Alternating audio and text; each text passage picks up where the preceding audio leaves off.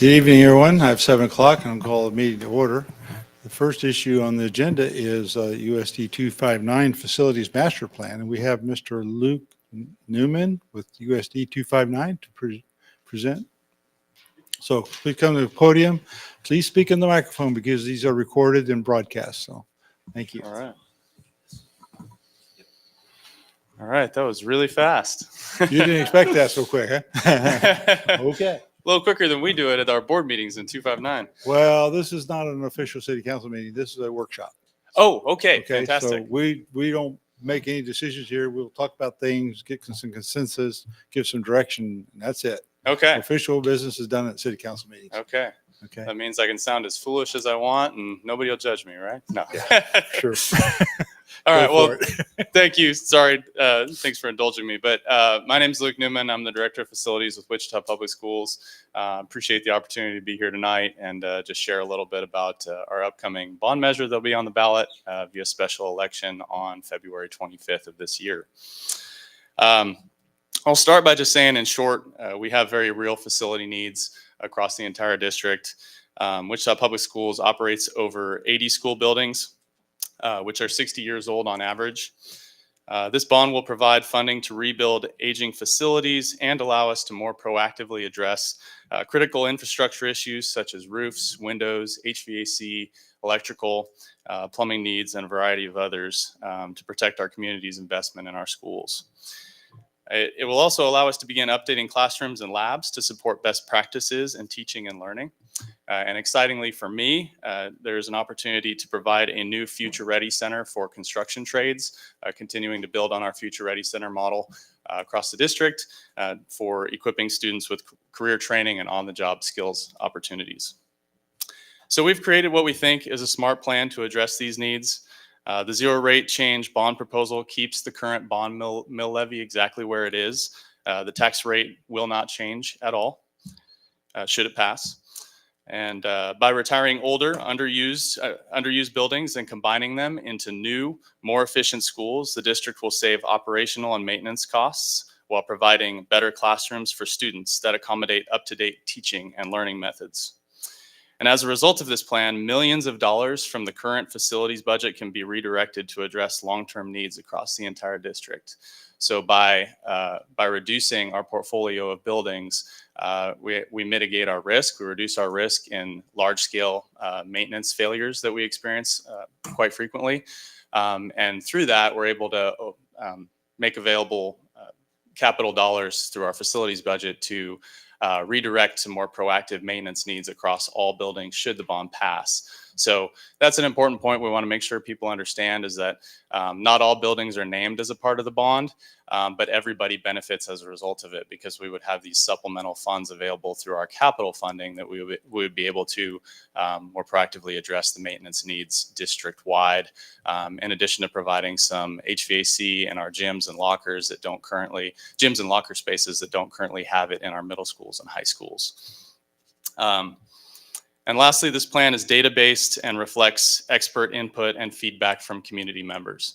We went through engagement sessions, engaged businesses, community members, had listening sessions at our schools. And so this is really a plan that's based in data. It's rooted in data, but it's also been built by our community as well and listening to our community and gathering that feedback. So we know that our schools build strong communities. Updated schools can strengthen neighborhoods, attract families and businesses, and protect property values. This plan would also inject millions of dollars into the local economy, fostering community growth. We want to make sure that the public is aware of this special election and understands the facility needs. To see these needs firsthand and learn more, we are putting on a variety of open house sessions at 9 schools. One will be in late January, and there will be another 8 in February. More information will be available soon on those. And we will also make sure that your community is aware that we also want to make sure that your community is aware that every registered voter within Wichita Public Schools is eligible to cast a ballot and vote in this election. That'll be on Tuesday, February 25th. And the deadline to register to vote is February 4th. Important date to remember. So more information is available on our district website. There's a lot there. Encourage you to take a look. I won't get into all the nuts and bolts of the step one of the master plan, but it's all on our website. And if you have questions, I'd be glad to answer those as well. But just appreciate the opportunity. And I guess an additional thing to be aware of is just there's going to be a lot more information in terms of that'll be coming from our communications department over the next several weeks, social media announcements and things that'll be going out, additional stuff that'll roll out through our website and such. So with that, I'd be glad to answer any questions and that you might have. You remember our council have questions for Mr. Mr. Mayor, Newman? I do have a comment and a question to make. Yeah. So first of all, Luke, thanks for being here. As a growing community, Bel Aire has a lot of needs. We're fortunate that we have a lot of great private and public school options in Bel Aire for our citizens. Can you go over just briefly sort of the plans or impacts that we'll see at Isley and Northeast, just so anybody that's watching that maybe hasn't been plugged in could kind of hear some of those plans? I know they're not all flushed out, but while you're here, could you just touch on some high points? Yeah, absolutely. Thank you. So Isley, we've already started plans to convert that to a K-8 school. We're starting all those discussions. We've had some listening sessions recently, but we are moving forward with that, with or without the bond passage. But we are planning on, we're working on design development for site improvements, because I know there's a lot of issues with student pickup and drop off there. And so we're working on that design, and we're planning on making those changes this summer, getting that construction done so that we can immediately start to improve on some of those traffic flow issues that you experienced there. And then we will eventually be expanding the kitchen area to serve as a full service kitchen like we have at all of our other K-8s middle schools and high schools. And then at Northeast Magnet, we're going to be building a new field, turf field to go out there. It's not going to be the full stadium build out, but it'll start by just some scaled back bleachers. We'll put in that turf field to honor a commitment that we'd made in the past. And then to give our students there an opportunity for outdoor PE options and recreation. So, and trying to think and Northeast Magnet, we have this coming year, we're opening up enrollment for everybody that's in Bel Aire, that's within Wichita Public School boundaries, can enroll at, they'd still have to apply to attend Northeast Magnet if they want to go there. Heights High School will still be their base high school. But any student that wants to attend Northeast Magnet as a 9th grader going in will have the opportunity to apply and will immediately be accepted into that school. Perfect. Thank you. Yeah.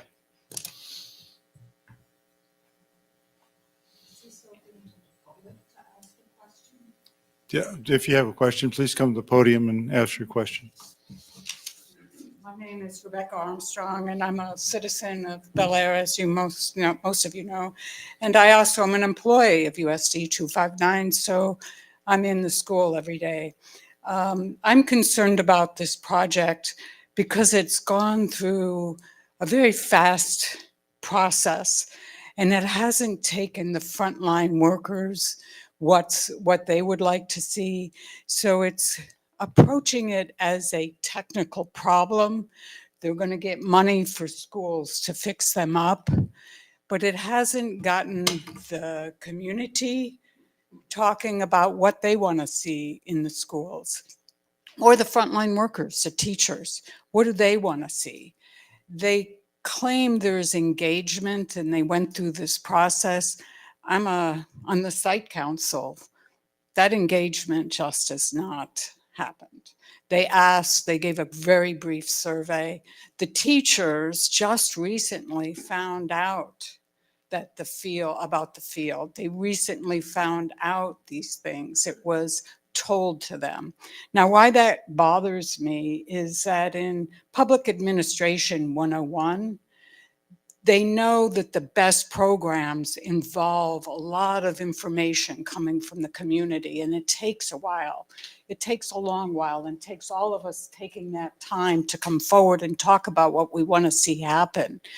And I think we could have some amazing things happen in our community if we allow that process to take place. By doing this bond issue quickly like this, what happens is we set ourselves up for failure.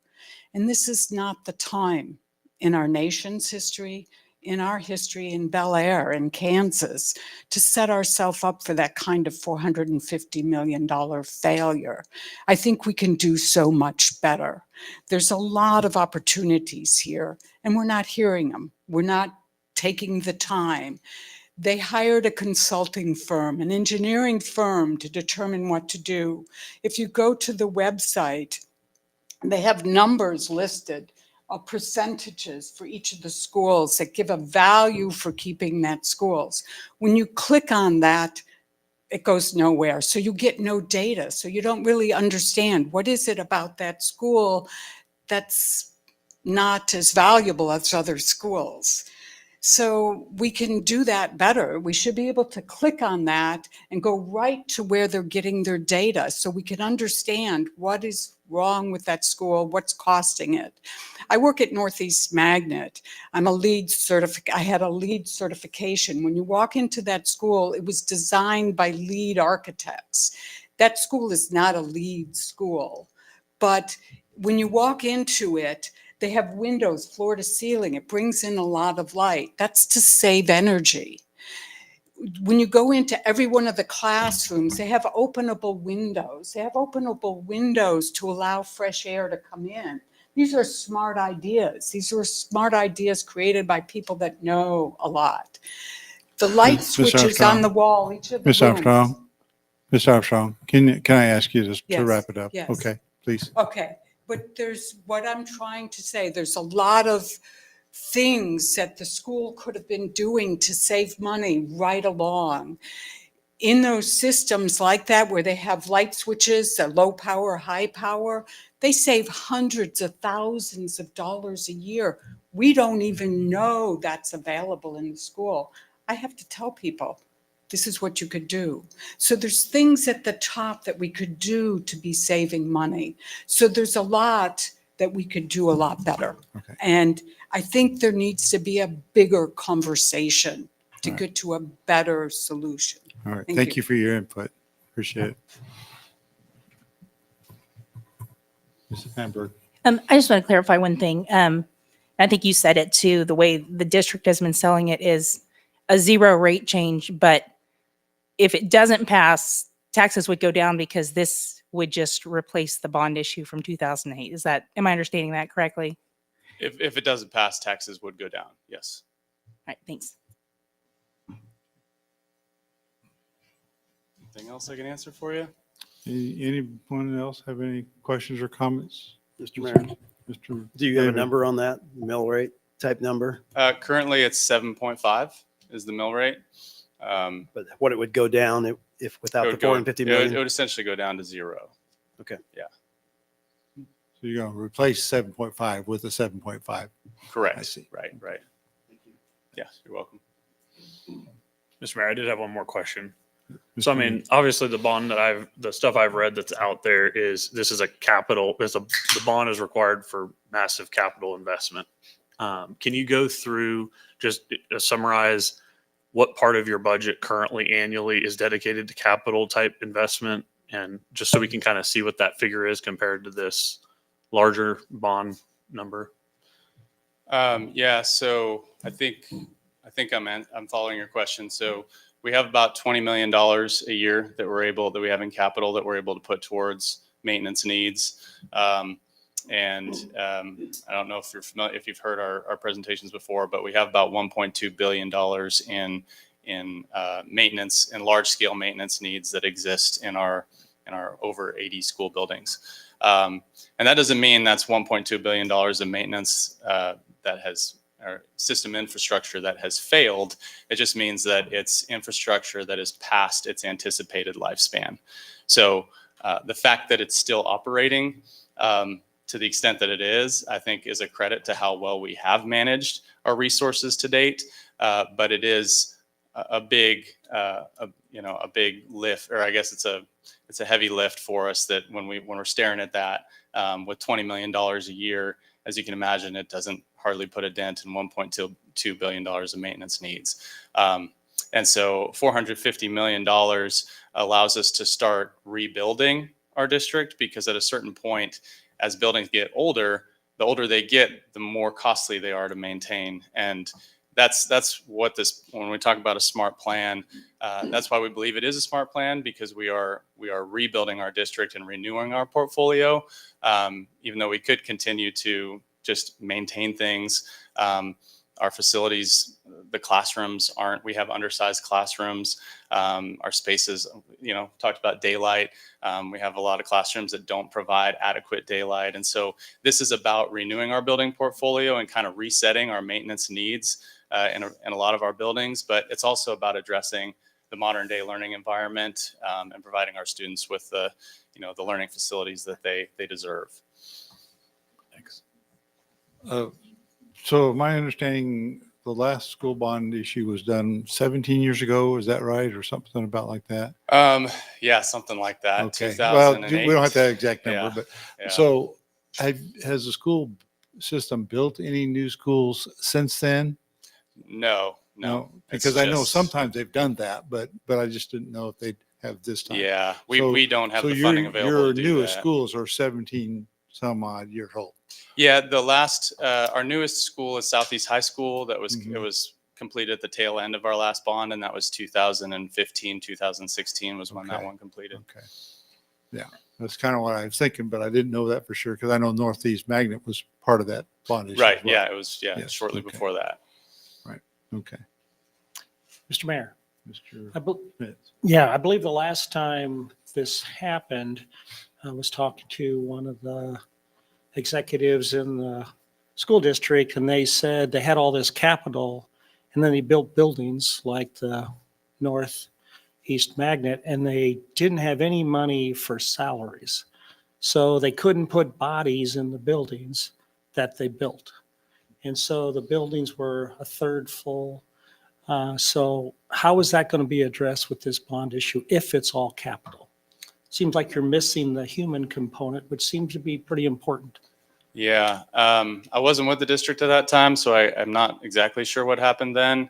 But the bond dollars would be specifically for addressing building needs. And then when I talked about the capital dollars for supplementing our maintenance needs district-wide, again, that's capital allotment that's already set aside for addressing facility needs. It doesn't intersect with salaries at all. So this would not impact staffing, salaries. If anything, it would improve our staffing situation, because we don't have enough staff to cover the quantity of buildings we have.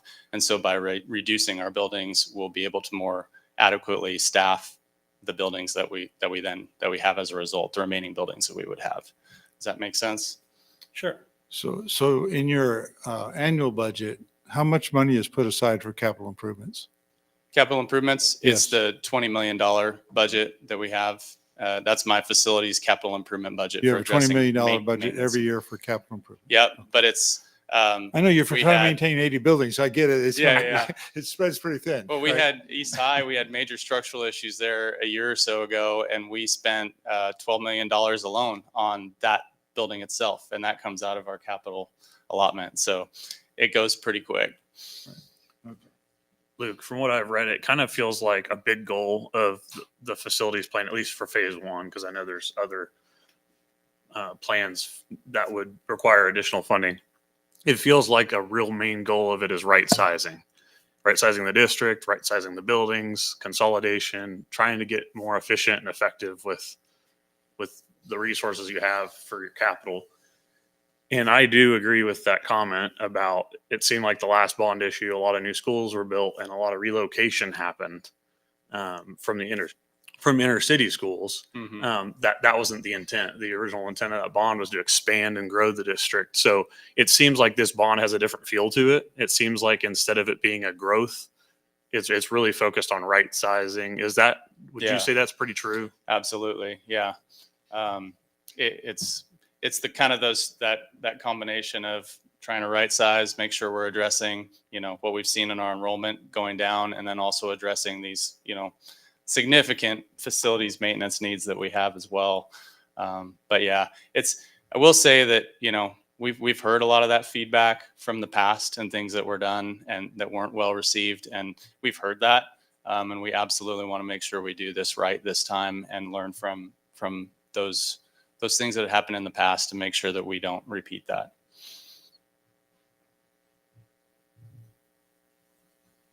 Any other questions, comments from City Council?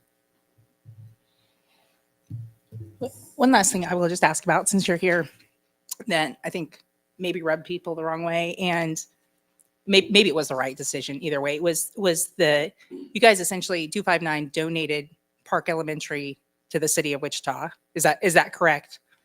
Or sold it for $1, whatever they did. Yeah. And then Yeah. I don't know that I put and then, it that way. and then turning around and asking, yeah, I know. asking I've for heard- for a bond issue. Yeah. I'm sorry. What's the rest of the question? Do you just want to comment on that? I mean, do you have an opinion on that? That can be frustrating to taxpayers who don't live in the city of Wichita, and you know what I mean, the Yeah. trade there. I think in that instance, I think we saw an opportunity to partner with a local municipality and provide a service to our community as a result. And I think we took that opportunity because it felt like the right partnership. We have with the next set of buildings that have closed that we're going to be putting up for sale, and then the others that would be put up for sale as a result of the bond passing. We have a process that we've actually been working on ironing out over the past 6 months to where we would field proposals to where we would be, and it's actually really kind of from that situation that this arose, where we would have an opportunity. People would submit their proposals that would be considerate of price and also just community impact and benefit to the city, benefit to the district, benefit to the city. And so there's a variety of criteria. It's 5 or 6 different criteria that we would score from their proposals. So they'd have to submit a written proposal along with their cost proposal. That would be evaluated and scored by a committee that's comprised of community members and some business members that we pulled together. And then we would take that recommendation to the board as the final presentation and recommendation for sale. So it won't just be consideration of price or a partnership with the city or municipality or something like that. It'll be a variety of factors, and the community impact will be a strong part of that as well to make sure that the community feels good about whatever's happening with that building.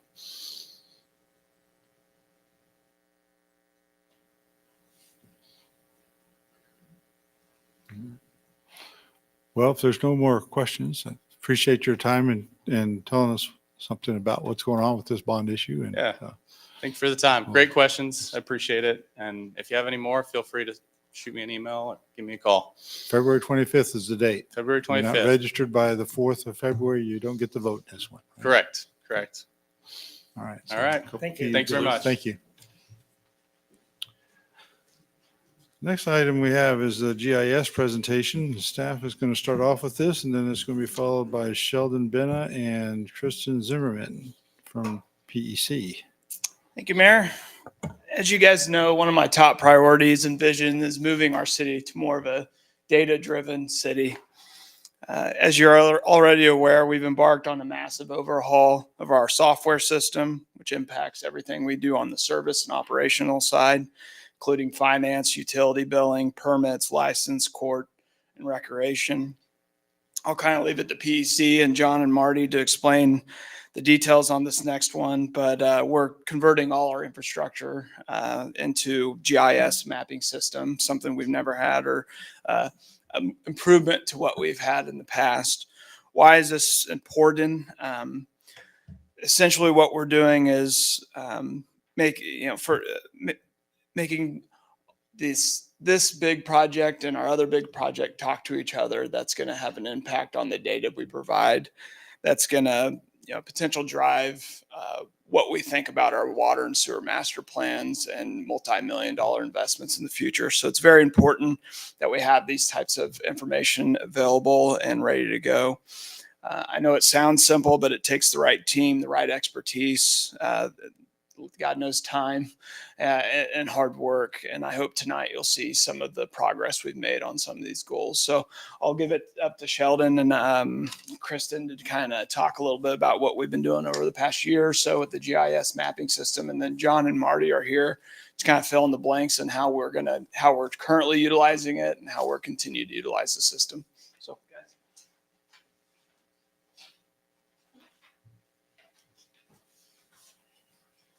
Well, very good. Thank you, Ted. Good evening, Mayor, Council. Thank you for having us here tonight to give an update.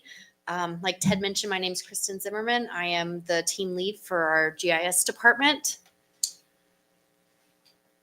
And I'm Sheldon Bina. I'm with PEC, and I've been managing the GIS projects that we have had with the city of Bel Aire. I'm John Stamen. I'm the city's lead water operator and utility supervisor. So we want to just take a little bit of time to kind of show you what we've been working on, where we are today versus where we came from. So previously the city had a standalone system on a desktop computer that one person had access to. You can credit Adam Goldsmith, one of your public works employees. He really had a vision for getting this going. He spent a lot of his time to get to this point of this standalone system. So we're happy to say we were able to build on that work and get to the point to where we are today, where all this GIS information is available anywhere, anytime on any mobile device or any plugged in device as well. Right now, the city has 5 GIS users licenses. That's something that's easily expandable. One thing we are working with staff on is kind of what information we want to keep internally or what information we want to share publicly. We have compiled these layers that you can see here, a lot of the utility layers as well as zoning and streets layers, and then we've combined that with some of the base layers that Sedgwick County provides. So things like city boundaries, parcels, floodplains, rivers, some more general information. And then we've also done real-time GPS collections. So your Marty's staff, the public works staff, has been able to go out into the field, take a GPS equipment, and make corrections if if what they're seeing on their tablet, make a correction or add some data or make changes. So with that, I'm going to turn it over to Sheldon and John to talk a little bit about some of the specific layers and how the city's been using it. Okay, thank you, Kristen. So I'll begin with just by going through these slides here of each utility that the city owns. Beginning here with the water utility. As you can see there, we have all the water infrastructure from water valves, meters, your lines. And as you can see there on the right, it is given all the information about that particular valve. And it is the one that's highlighted right on the entrance into that cul-de-sac is kind of highlighted where you can see that. And with that, you can see the information that is currently populated, but there's also standardized fields that are industry-specific fields for each appurtenance for the utility. So the ones that are currently filled out are the ones that were readily available from either being able to see it out in the field or from as-builts that were provided from the inspectors.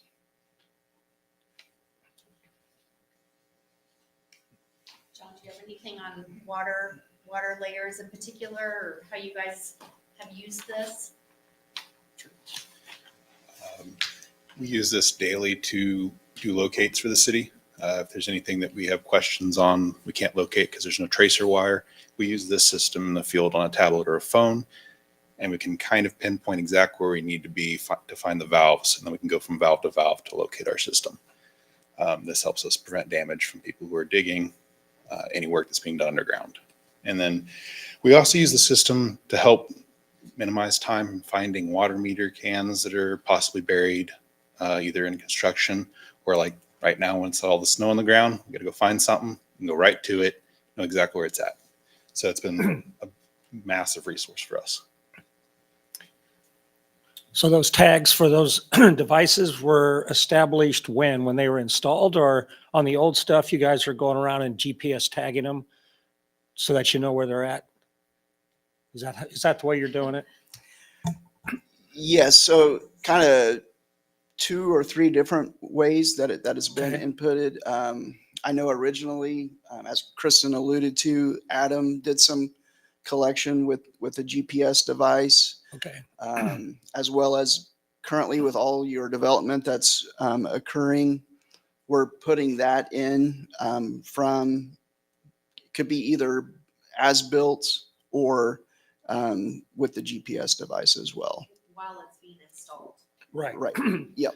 The old stuff, you'd have to go out and you may have to find it the first time, but then you'll tag it and then you can find it from then after. Correct. Yes. So on this next slide is the sanitary sewer utility. This one's, I apologize, it's a little hard to read with the dark green with the aerial background. But same use as the water utility. Again, it has its own standardized attributes pertaining, in this case, as you can see, the line highlighted in the lower left. It gives everything from size, material, when it was installed, who installed it. It has, again, industry-specific attributes that can be populated. Another thing I'd like to point out on here, I know it was a request from John and his staff, was you can kind of see that there's arrows. That's the flow direction of the sanitary sewer. So it helps them to, when they're out there, they can easily detect which way that particular gravity line is flowing. With that, John, do you have anything else on sanitary you'd like to add? Sure. The arrow idea was actually Adam's idea. It does help us to know which direction that flow is going so that we don't accidentally clean the wrong direction. Because when that happens, we shoot water back into people's homes and we don't want to do that. They don't want that. So this just saves us time.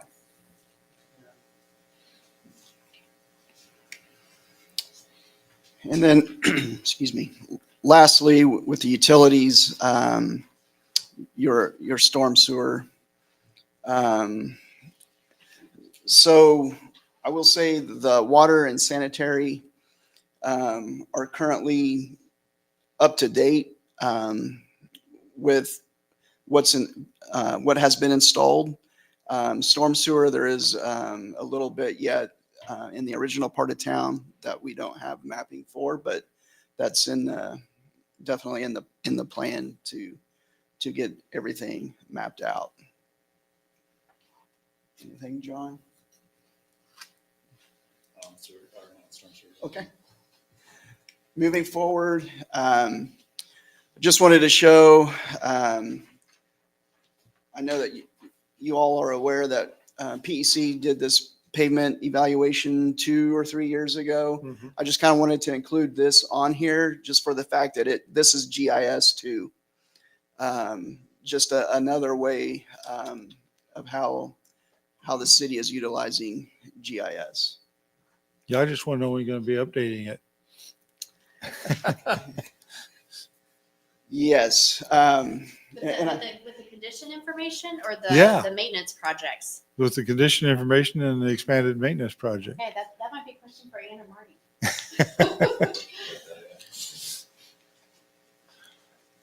The condition index is something that's typically updated on about a 5-year basis. So once we get through this kind of first round of maintenance projects that's been delayed a little bit, we'll have PEC re-update the condition index and also kind of relook at where we're at as far as the maintenance plan and develop that 5-year look ahead. It's somewhat ongoing, but it still needs to be redone. So the question is, and this is a little bit of a diversion from this presentation. I don't want to get too much in the weeds about it, but the question is, we don't have a year 6 plan and we don't have a year 7 plan. Is that what you're telling me? Correct, because Okay, maintenance so plans, that's- they're really difficult to forecast much further than 5 years out. And what PEC did originally was put together that 5-year plan, and then year 6 through 10 would be a repeat. Yeah. So I want to make sure as we're getting close to that and to the end of that 5-year plan that we will go through and relook at everything and verify that we're where we want to be and moving forward. Okay, I'd encourage you to look at a rolling 5-year plan instead of Correct. a 5-year bucket and then another 5-year bucket. Yes, and Because that's that the doesn't help intent. other planning of the city Yes, go well. and that is the intent, but you have to get that baseline I get it. first. Yeah. And then also, as we're evaluating the different treatment methods, we've used some that we've kind of decided, I don't think we want to use again. Yeah. And then we'll go from there. But I did want to add to their presentation on the storm sewer slide.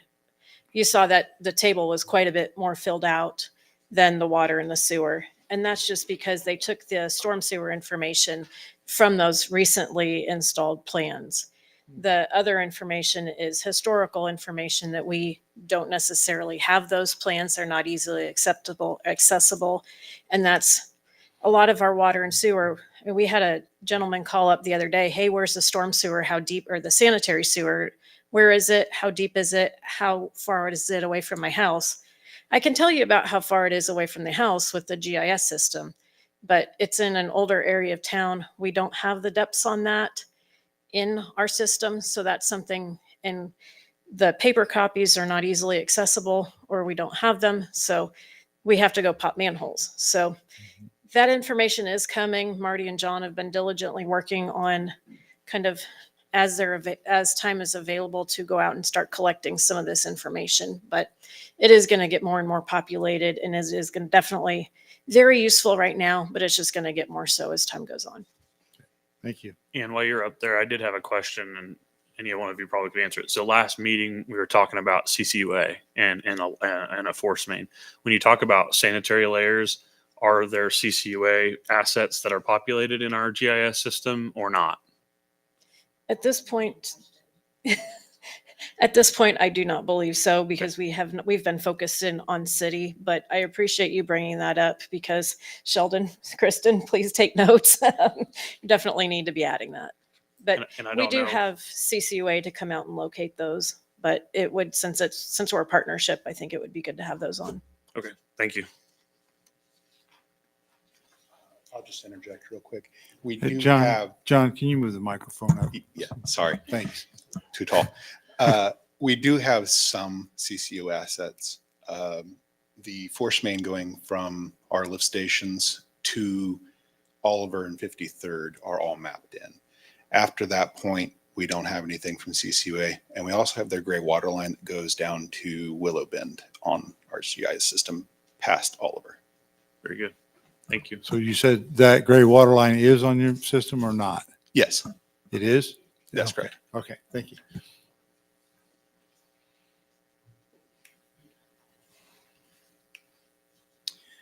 And I would also like to mention too, that as like PEC, we've been doing a lot of the population of the data, but John and his staff, they have the ability, as Ann mentioned, like if they pop the manholes, they have the ability to populate that data while they're out in the field to help update the mapping.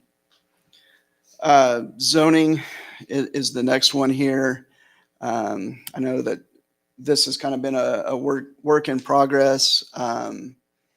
And this was created from paper maps. And so now it is housed on your GIS, where we are actively updating it as well. So the previous slides were more of what we have done, kind of the phase one, kind of like how we like to call it, of getting the inventory in, knowing what you have and where it is as far as assets. The next steps, kind of run through this list here. The first one's the real world representation. I know there's cliche terms out there, digital twin, and that sort of naming convention. We're not quite there, and I mean, and that's way down the road in order to be able to do something like that. But as far as being able to utilize what you have, we have like the sewer and water model runs. Specifically, that would be, again, referring back to the amount of development that you have going out here. As your GIS is updated, it then allows that to be exported to the models for the engineers to be able to run their models for demand and so forth. Second line of asset management. This will allow staff to track their exercising of their valves, their flow testing, and even leaks, to be able to see where the leaks are occurring.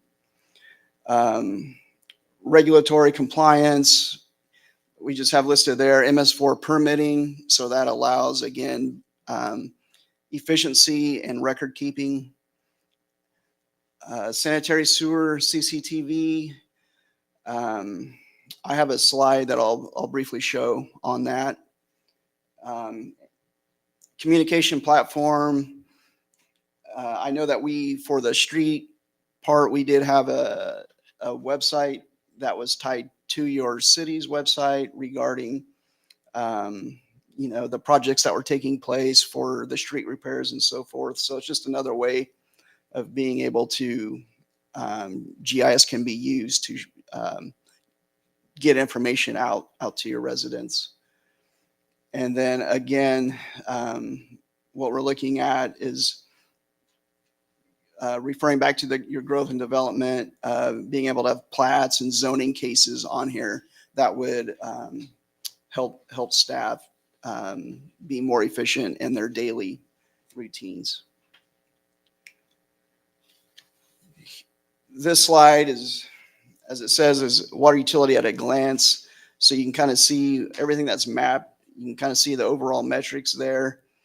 451 fire hydrants, that's a considerable amount of infrastructure that you have. Same way with sanitary sewer. Sheldon? Yes. On the 16 miles of service lines or 70 miles of water mains, can you drill down in your system on how much of that is what material, as far as PVC or old clay or any of that kind of stuff? As long as it is populated in there. So everything that's been new, that's been put into the GIS is definitely populated. I would have to go back and look for the older part of towns, if that, if we know what that is. And John, you may know if that is available or not. And I kind of knew you guys could, so I just asking, just when you're developing master plans, or if you're developing a maintenance schedule for how much we need to set aside to repair mains or any of that kind of stuff. This information is very valuable to us because, as you remember, sometimes we'll say, oh, we had another water main leak. When was that installed? Versus having this knowledge already and having those identified. John, you might talk a little bit about this because I know you and Marty are talking about 2025 and beyond of what we want to do with replacements and whatnot. Yeah, we actually do have, I think, I'd say 98%. There's probably one or two strays that I'm missing out there that are populated with what the material is. And we use that to kind of plan what we want to change. And we can use it to track leaks. What areas have had more leaks? We can kind of move that up in our schedule or move something back. Mostly right now, I think we're focusing on trying to get out a lot of the asbestos pipes that we have. They break very easily from ground shift. And anytime we have dry weather with that clay that we have here, it just shifts it and it does a little shear crack, and then we have a leak under the road typically. And then after that, we want to focus on our cast iron pipes. And that's all we have left is AC and cast. Most of the new stuff, well, all the new stuff is PVC, and all the changes that we've been doing lately is PVC. So I'd say in the next, hopefully 14, 15 years, we should be completely PVC. A lot of cities wish that would be them. So that's what gives me really good positive vibes about Bel Aire is we're a new city of the future, right? With respect to its fast. And, but that's what's exciting about having all these different elements on. And so we can plan for the future, and all that means for residents is less, hopefully we can keep rates at a normal level.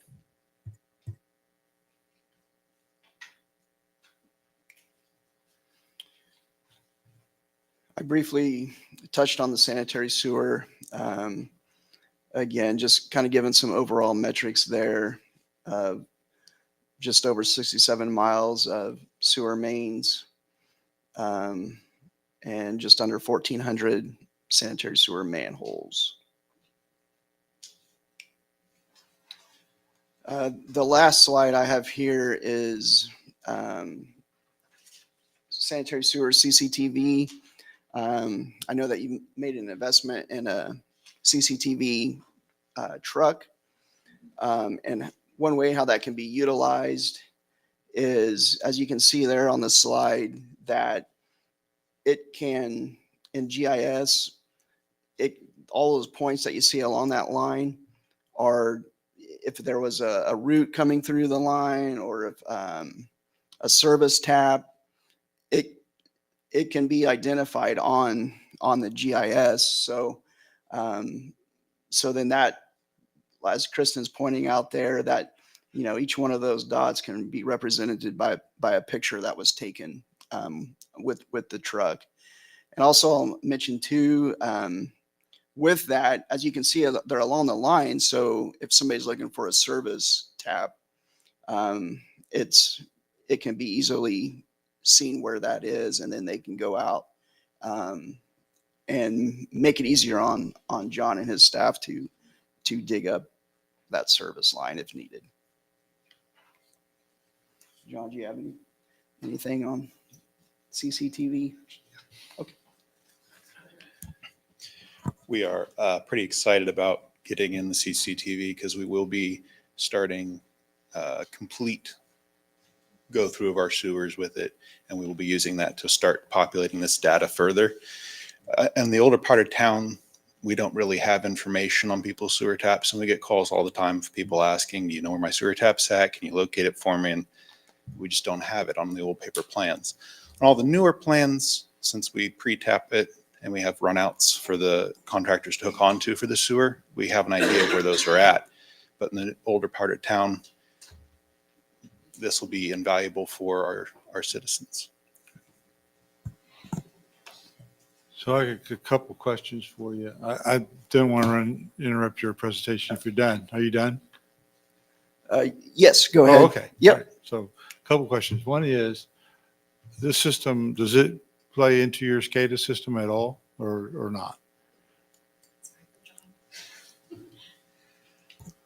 No, it's not connected to the SCADA system. This is more of a visual information tracking system, whereas the SCADA that controls physical assets. Right. Yeah. Monitors them. Yeah. So That's true. But I just didn't know if they were tied together at all. yeah, I don't think there's anything that I can think of that would tie them together. Okay. Any concern with this data obviously is out there on a website, a cloud base or something. I don't know. What about cybersecurity for this data? How's it protected in cybersecurity world? That'd be more of Shell's question. Yep. Go ahead, Sheldon.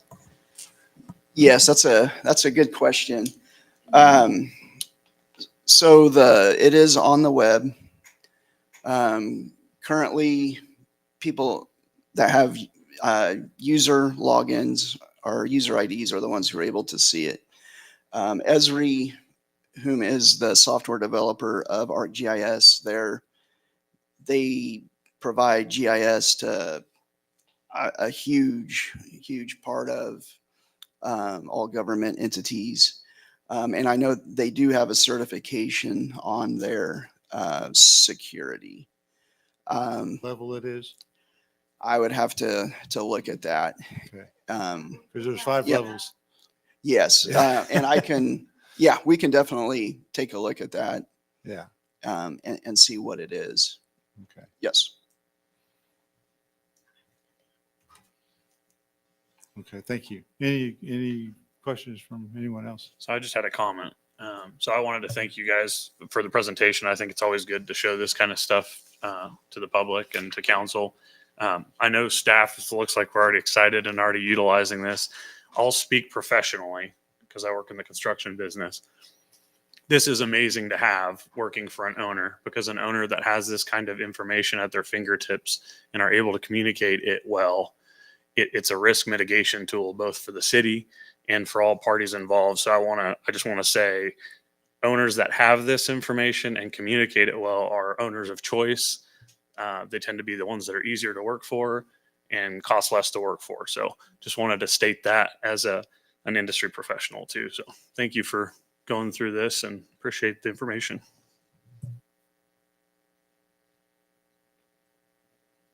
Any other questions or comments from city council members?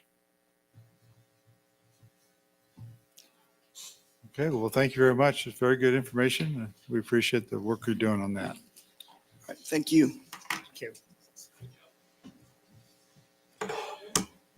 Okay, the next item is camping on public property without a permit, and our city attorney, Maria Schrock, and our chief Atterbury is here to make a presentation.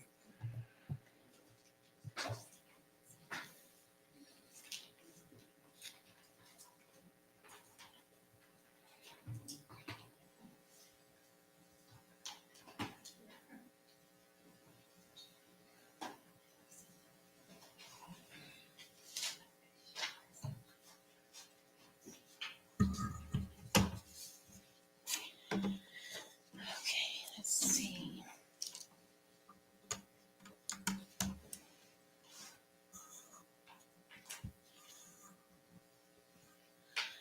Good evening, Mayor and Council. First, I'll start off with, there was a Supreme Court case in June of 2024. It involved Grants Pass, Oregon. Grants Pass had multiple provisions regarding city ordinances and camping on public property. Those provisions involved fine and/or jail. There was a class action lawsuit brought against Grants Pass, Oregon. The Supreme Court listened to the case and they held that there was no violation against the Eighth Amendment, cruel and unusual punishment, to enforce those ordinances and to include the provisions of fine and/or jail. The court also found that there was no legal requirement that a shelter bed be available to enforce those illegal camping ordinances. Ever since this ruling by the Supreme Court, cities have been looking to their own ordinances and making decisions on how they want to proceed. I think that some of you may have heard, I just lost my screen. Try the plug.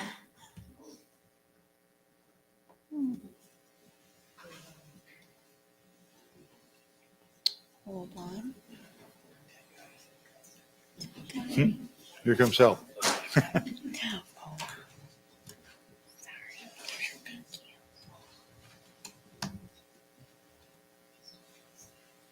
You're the best. Thank you. Lately in the news, you may have heard that the city of Wichita went through, for the last few months, they've gone through the process of their own illegal camping ordinance.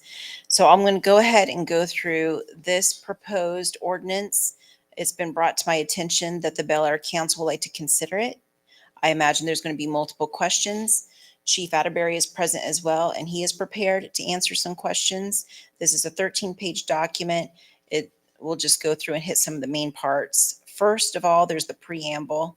It talks about recitals, and it's focusing on that the city of Bel Aire has a governmental interest in ensuring that the streets and public areas within the city are always readily available and accessible to the public at large. We talk about the camping purposes interferes with rights of others who are trying to use those areas, and it can constitute a public health and safety hazard if an individual is camping on public space.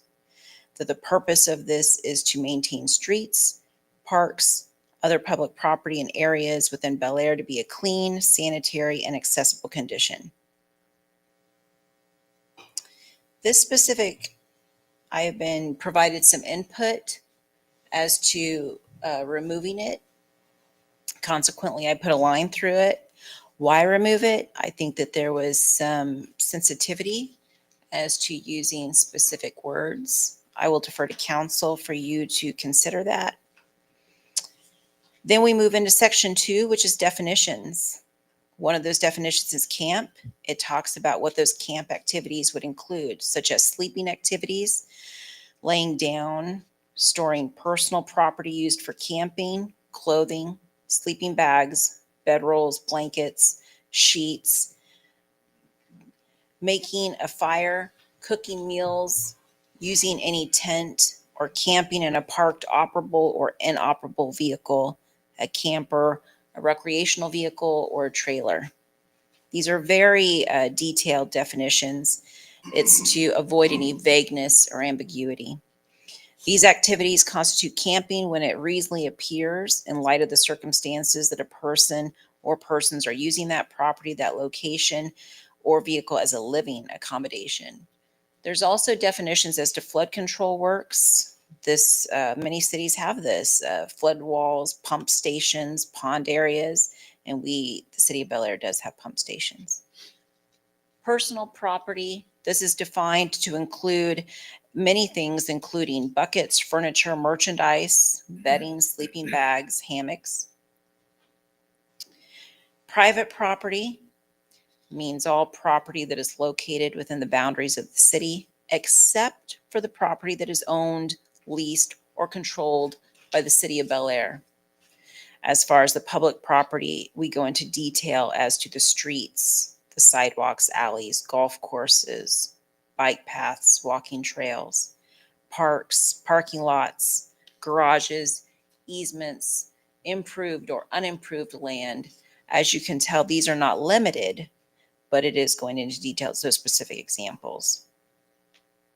Public right-of-way means the entire width of the area from property line to property line, including all area intended, designed, or used for vehicular or pedestrian traffic, and the area between the roadway and the abutting private property line. I've got one line highlighted. It's because of the area between the sidewalk and the curb, and I was posed a question as to right now, do we have a camping ordinance? This kind of an ordinance? No. The other question posed to me is, well, what if an individual was camping in front of a home, in between the sidewalk and the curb, which technically would be public space? I've spoken to Chief Atterbury about this, and he can provide a response.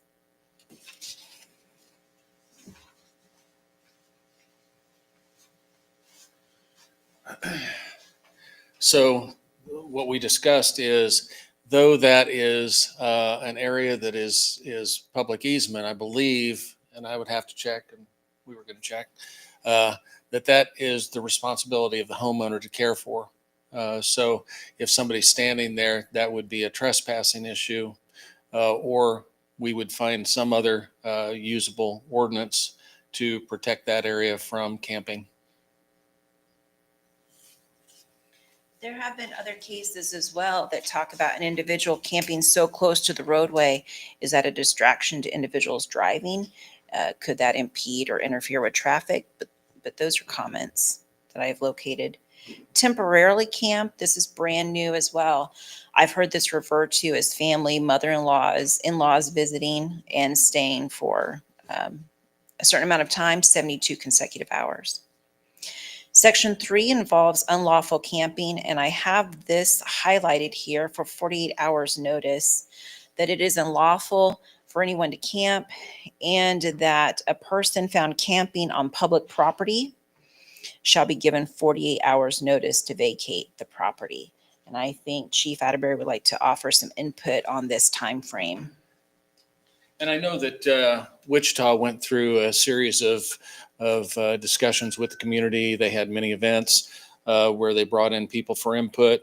My personal opinion is that, and I've watched some of these folks put up their tents. It takes 10 to 15 minutes. They take things out and put them around. 48 hours is an extraordinarily long time. I would suggest something less where it might be good for Wichita. Maybe it's not so good for our community. So something for you to consider. Well, do you have a suggestion for us?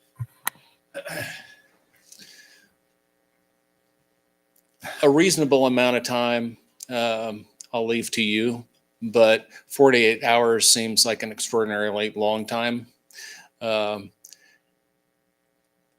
There are variables that work into that. If it's very cold outside like it is now, I would try to encourage them to get to a shelter. Okay. If it's very hot, maybe the same thing. Storms coming in, you need to pack things up and get to safety. So, those variables come into play. But just on a nice day when they're camping where they're not supposed to be, I think they need to vacate post haste and not take an extraordinarily long time as 48 hours, because I think your constituents would think that we weren't doing our job if we let them stay for 48 hours. So would you be comfortable with 12 hours? I'm just trying to spitball here some ideas what we might want to consider. 8, 12. I think even 24 is a stretch, but that's my personal opinion. You ask for it. But you got the experience. I don't. Yeah. Right? People will stay as long as you let them. Yeah. It's just like church, until somebody shuts off the lights and starts locking the doors, people stand around and talk. They do that? At my church. Yeah. So they'll stay as long as you allow them to stay. Yeah. If you shorten the time, then they know what the expectation is when you tell them what the expectation is, or tell them what the ordinance is. I would expect something on the order of 2 to 4 hours to be plenty of time. For everything I've seen, the longer they have, the more stuff they can bring in. And I would agree with you, but kind of to the mayor's point, if I talk to them at 8 o'clock at night to have them take apart a tent and their property, and instead of giving them till morning, and as soon as they wake up, pick up and go, I think having a hard rule is sometimes okay, but being more flexible to work with the human factor is also important for you guys to decide. There's always some discretion here too, because you have to give them notice. So if you stop by and you see somebody at 10 o'clock and you decide you're going to leave them overnight, you can say, I'm going to be back at 6 and give you formal notice to vacate.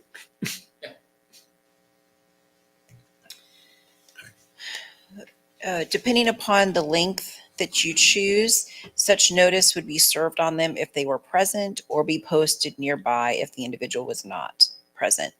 This area right here, I've received recommendation to consider striking through. A change in location within the line of sight will not require a new 48-hour notice to be given.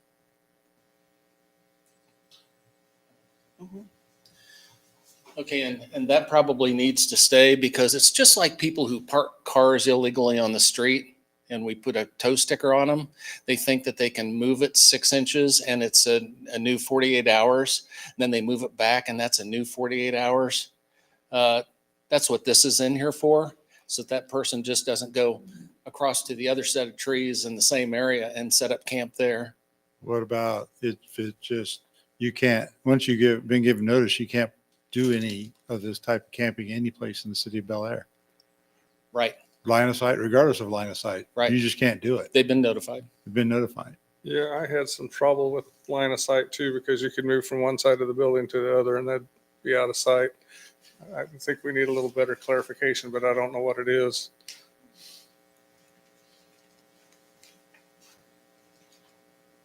Agree. Okay, anywhere in the city, once noticed. You Yeah, have to get it's not like we're huge. Right. In just a short amount of time, we can walk from one end to the other. But again, that's for you to determine whether it's move and don't set up camp again, or are you going to go 1 mile down and do it again? Sometimes we have people who do things like that, and we have to revisit them, knowing that the way the ordinance is, that car that I'm talking about, okay, they take it from one street and they move it to another street. They can do that, but if they leave it there, we have to mark it for tow again. And so we're having to retouch that Multiple situation times. a second time. This is probably similar to something like that. Chief, just to follow up on that. So part of this intent is to get these folks to services that they need. Every time that we run into somebody, we give them a litany of services, Right. whether it be his helping hands, the drop-in center, the new Park Elementary building, the multi-purpose facility, the rescue mission, the Lord's Diner. We've given rides to people to those locations where it's an effort to try to get them into some facility because once they're in a facility, they have access to people who can give them other options. So, and that way they're not, you have some people that are chronically homeless, and you have those people who are experiencing homelessness. I guess what I was So- getting at there is there's two parts to this ordinance. There's the camping is not legal Right. on public property, but the intent is to get them to a shelter, to services. Ideally. And that's why I think in Wichita's, they have, if there's no room in the inn, if there's no shelter space available, they don't get cited. Right. So It's kind of like, we want to solve this, but we have no way for you to solve it, Sure. but we're still going to punish you. So I think not a we- good way to I go. think we would be wiser to be a little broader minded on this and not just focus on a homeless issue, because there are other people who will do camping for a variety of reasons, and they're not homeless, but they're just doing stuff they shouldn't be doing. Yeah. Primarily though, this is for the homeless population, will. those people who are experiencing homelessness, either short-term or long-term. I mean, if we call them Yeah. anything besides homeless, if they're long-term folks, they look at you like you're some silly Yeah, I get person. that. They go, no, So- I'm homeless. But there is a section in here that says you will try to avail them with different services. Yes. And we do it that now. lists a lot of those services that you would Yeah. try to avail them with. But again, you can't force them into No. any of that stuff, because, I mean, there was a report from 2 weeks ago when we had the heavy ice come down, and the Wichita police made 106 contacts with people. 86 of them declined any services. Yes, that is Okay, correct. so you can't force them to do anything And like those that. are oftentimes you're chronically mentally ill, drug abusers. They've got something going on where they are more comfortable on their own, in their tent, in their shelter, under the bridge, than they would be with other people. Some of those same people, they won't go to the shelter because they've already been kicked out of most of the shelters, and they're not allowed back into those shelters. I guess, Chief, where I was going with this is there's no section, there's the section in there that talks about how if there's no available beds, then you can't be cited. Right. But there is nowhere in here that implicitly says that we will help transport you to the facility. No, Correct? even though we do that. Right. But Yes. what I'm trying to say is you want to be as intentional and clear with an ordinance as you possibly can be Yes. in And- this. And I'm struggling with that. Like if there's available beds, well, you guys know, they don't know for a fact. And how are they getting there? Like, are they just like, again, you said it's real easy to walk to the other side of town. It's real easy for them to walk to the edge of Bel Aire and get right into Wichita. And then it's not really our deal, right? It's Wichita's deal. So I'm say it. struggling with how we make this ordinance. If we're going to make an ordinance, because we don't currently have one, because Bel Aire doesn't have a significant issue on this particular issue right now. Right. And I hope it never does. Right. But if we're going to go through this and put in an ordinance, then I personally think it needs to be more intentional with what we're meaning to do. Like putting down, we will do this instead of, oh, maybe, but we're not legally required. Well, Do you see kind of what I'm getting at there? I do, but I also like having that discretion, like Mr. Welsh talked about, because if they've got a grocery cart full of all of their belongings, I can't fit that in my It's vehicle. their choice. I'm not saying it's On not top their of choice. that, some of the things that are cited previously in there, you don't want those things in your car. Sure. Uh, I'm not saying that we take away their choice. It's always their choice, but us offering the transportation, I think, Well- is something we ought to be more implicit about. the people we offer transportation to are those people that maybe have a backpack, Gotcha. and that's it. They're not wanted. They have no wants, warrants. We take them for one reason or another. It's 100 degrees outside. It's 0 outside, and we go ahead and run them down. The other thing, the practical matter is, some of those people we're getting repeated calls on.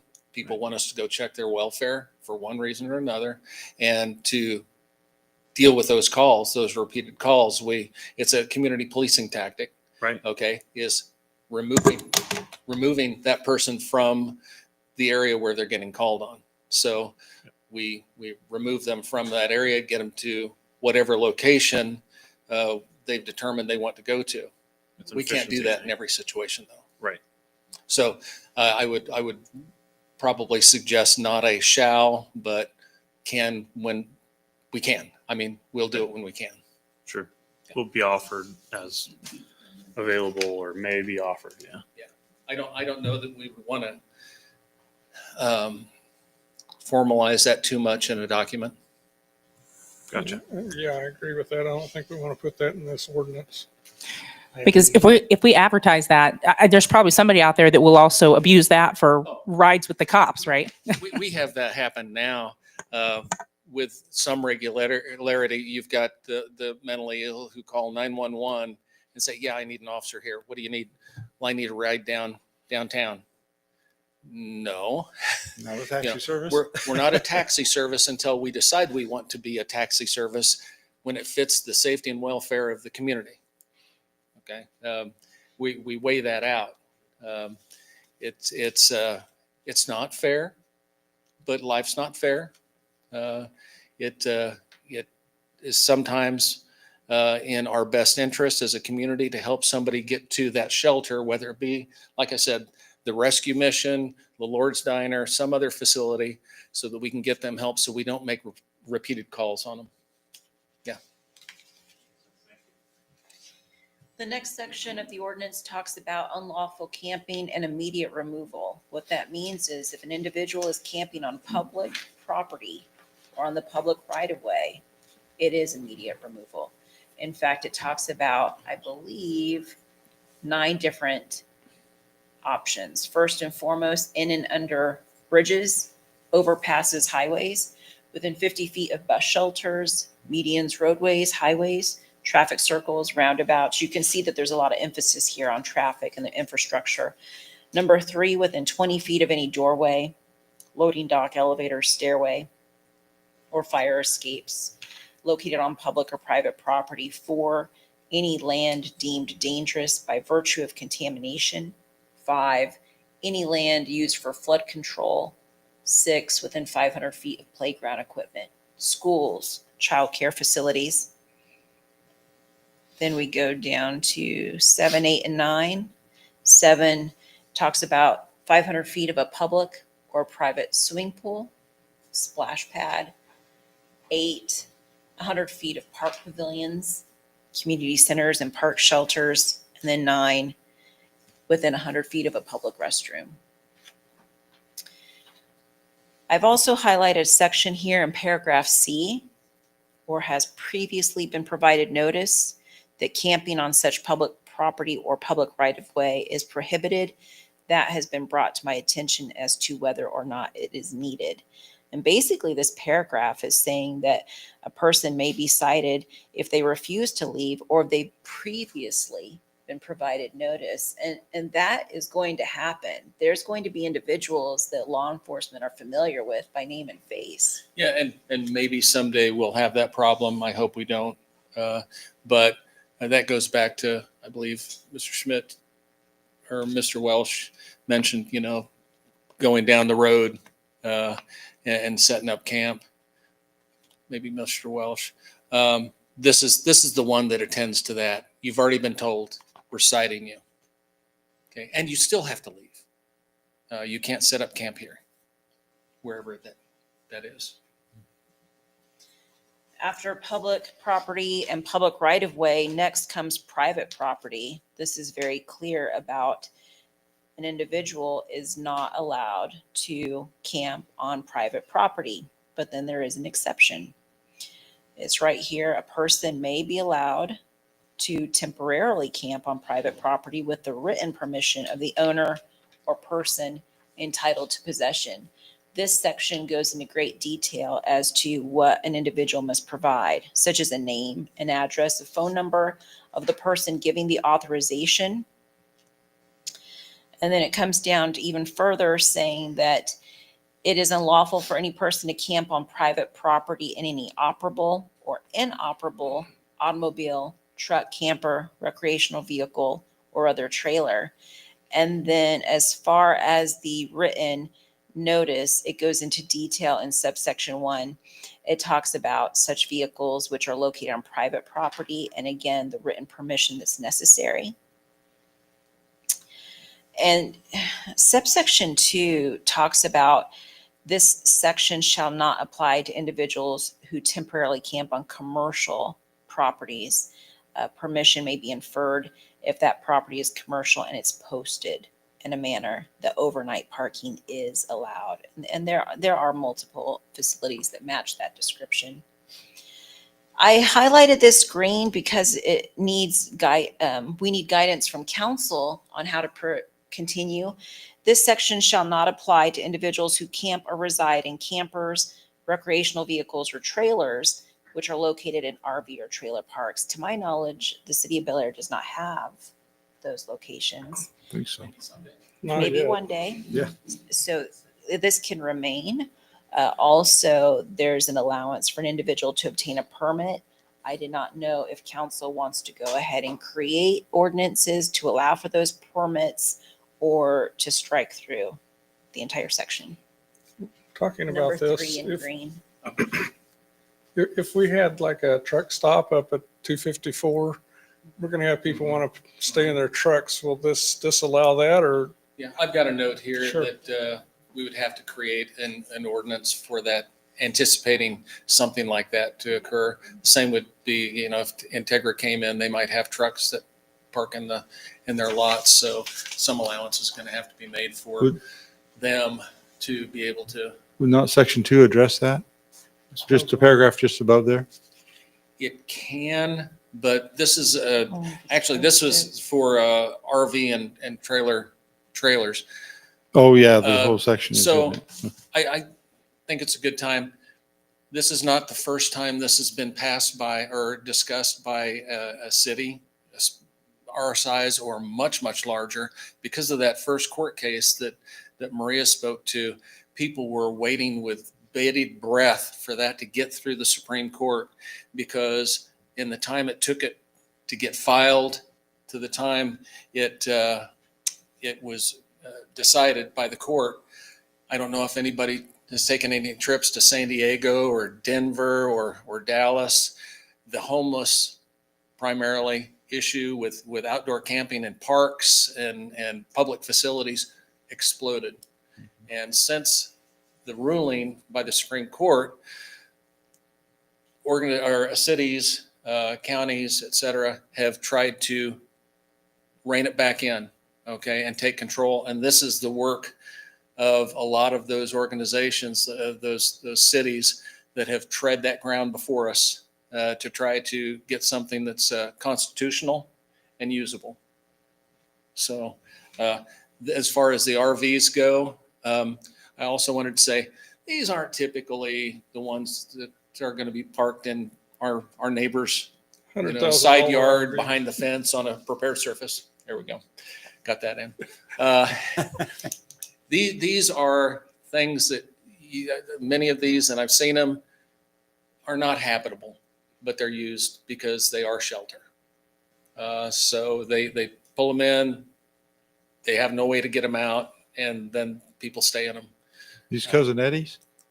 Cousin Eddie? Kind of, yeah. But this is probably something that we're going to have to work on in the future to develop someplace, something maybe similar. I have not looked at Wichita's to provide an outlet for that type of I won't call it camping, but being able to stay in your camper in a place that's made for that, or your RV. There's additional language here about signage. So if an individual has private property and a sign is put up that's clearly visible stating that it is private or that no trespassing allowed, that will constitute enough notice that that individual is not allowed to camp on the private property. Now, I did have a question regarding that about an individual camping on private property, that the ordinance says it's not allowed, but then it says it is. So that was a little confusing. The only thing that I can offer to you is that the exception to that is if that individual has that notice with them, the name, the address, the phone number. And that, I would say, needs to remain, because anytime you run into somebody, they said, Tyler said it could. He works here. And how to get hold of him? Have no idea. And you want to take their word for it, but you can't, because you can't check. And it puts us in a really bad position. Do we take action? Do we not take action? With this in the ordinance, we have a way to check, to validate. If they have got permission to be there, we're on our way.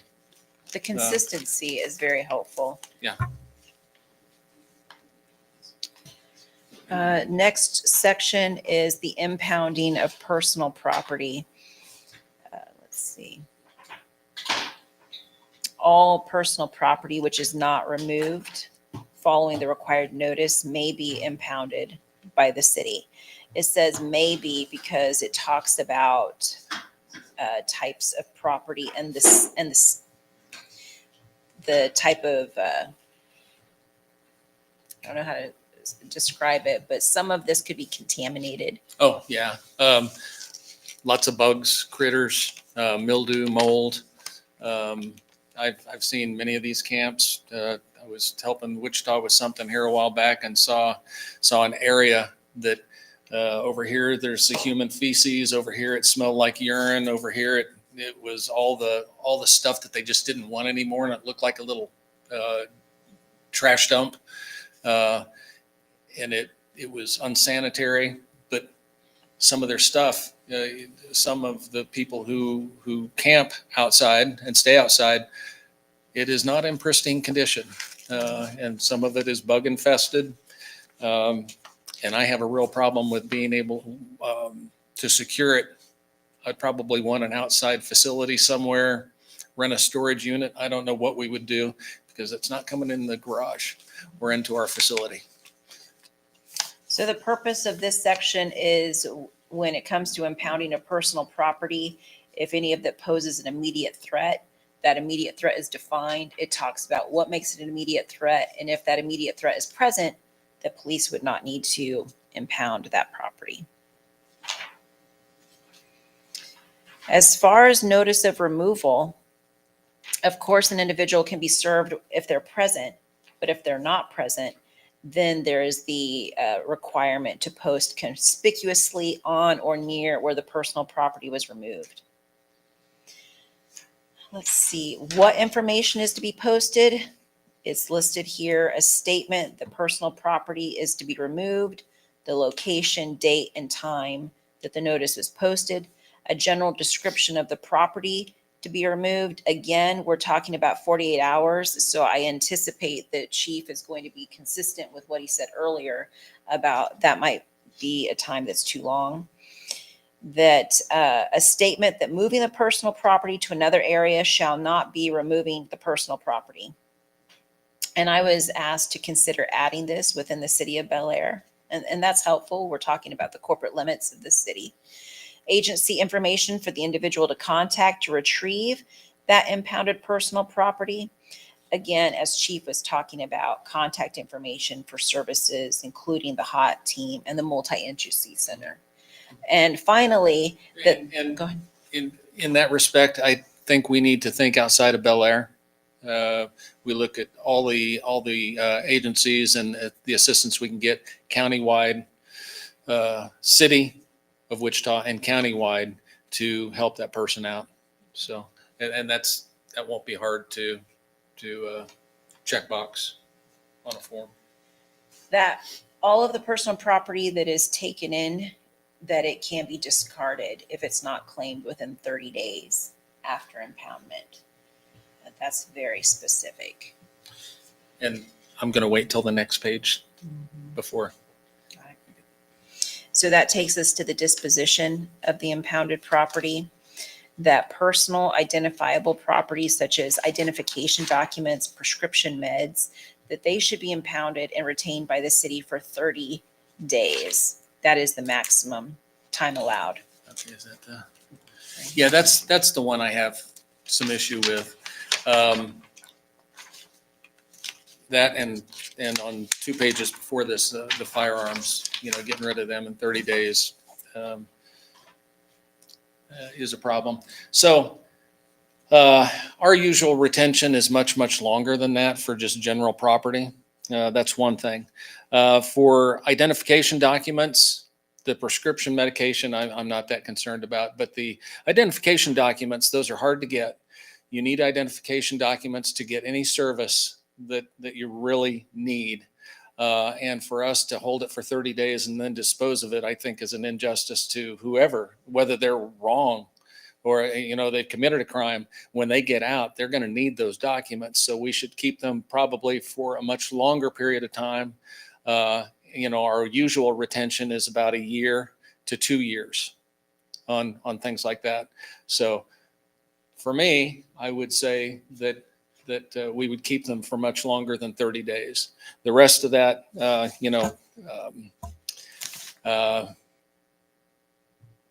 I'm somewhat indifferent about. But the identification needs to be kept for longer because if they want to get into some facilities, they have to have an identification. If they've been arrested and they get out, they have to have identification to get more identification. Whether they want a passport, whether they want to get a social security card. So for us to get rid of it in a short period of time, I think needs to be looked at and lengthened. Where do you store property that you're retaining? Is it on site? Yes. Here. Yes. We've got a property and evidence room. And it's not at risk of overflowing, or you said you Yes, would? it is. It is, okay. We do destruction orders with some regularity. Every year at least, we go through all the evidence we have, and if it's not used needed in a criminal case, or it's not mandated by the court that we maintain that evidence, that property, then it goes on a destruction order. I review it, my evidence clerk reviews it, the judge reviews it, city attorney reviews it. Once it's signed off on, then we're free to dispose of it. I agree with your statement on the IDs. You mentioned something about things like firearms. Yeah. How long would you keep those? Same for some length of time. Every firearm we take into our possession, we take down to the NIBIN office, and that's a federal office that they fire the weapon and they save the bullet, then they compare that to crimes across the nation. We've had several hits on weapons here in the small city of Bel Aire that have linked up to serious crimes elsewhere in the country. So that sometimes takes up to 30 days just to get that process done. So I'm comfortable with collecting that firearm because they're used in so many crimes and putting it in the safe, retaining it for that year to 2 years. And if it's not collected by the owner, because usually they're going to come in and say, I want my gun back. but they're going to need their ID to do it. And So that's two requests. So, I need that. there needs to be a mechanism so that they get that identification back, so they can get general property back, but also a firearm if it's been collected. Do you have similar concerns with other weapons? I Not know so they're not much, running them to the lab, but knives, yeah. cudgels. Cannons. Yeah, no, not so much. It's just that the firearms tend to be a higher dollar value item. We don't find the people in the tent cities and camping out that have them that often, but it does happen. Oftentimes they're stolen, so we're able to collect them, but that goes into a different type of case than what this would be. An individual can go back and try to retrieve that property. If so, they need to establish some type of proof of ownership. In order to do so, they can describe the location and the date when the personal property was impounded, and they can provide a reasonably specific and detailed description of the property that was taken. Now we get to enforcement. This is basically falling on the shoulders of the Bel Aire Police Department. They would be authorized to enforce, issue complaints for violations, that the city manager would have the authority to designate other departments or other individuals to assist. But overall, the chief of police would be responsible to make sure that anyone who's enforcing the provisions have received the required and mandatory training. As far as penalty provisions, the fine would not exceed $200. Any imprisonment ordered would not exceed more than 30 days. It is possible it could be both a fine and imprisonment. I've been asked a question as to, well, why would there be imprisonment? Well, there's a possibility that that individual might need an alcohol drug evaluation, a mental health evaluation. If so, with a controlling sentence of 30 days, then the judge could order that individual onto a probation term, a reporting or a non-reporting, ask them to come back to court and provide that update. So that's something that that's the only way you get that is through having some type of a controlling sentence. And in this case, 30 days. There's also another thing where the court would be allowed to order the individual to perform public service to satisfy the payment of that fines and or costs.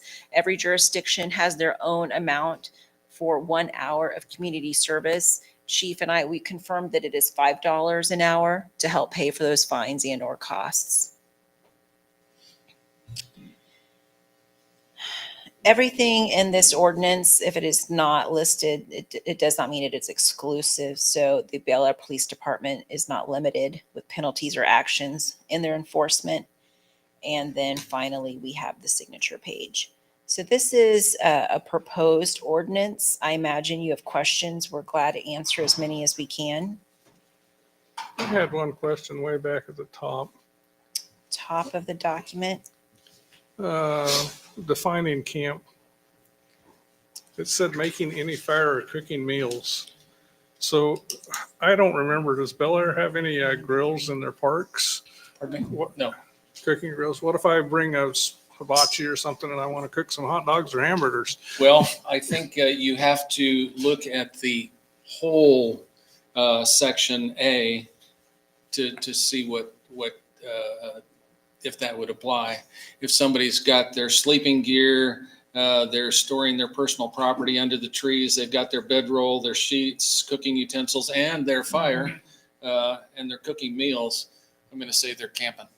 But if they just bring a hibachi out and put it on the camp table or the shelter table over at the rec center to cook hot dogs, I don't think that classifies because it's not going to fit with the rest of the things in this section. The way I read this, you don't have to meet all the activities. You could meet 2 or 3 of them and still be classified as camping. So don't bring your sleeping bag when you cook your hot dogs. But it might be cool. It does have the and on number 3 and number 4. So Okay, he didn't hire Barney Fife. Yeah, there's ands in between some of these, so you've got to do more than just one.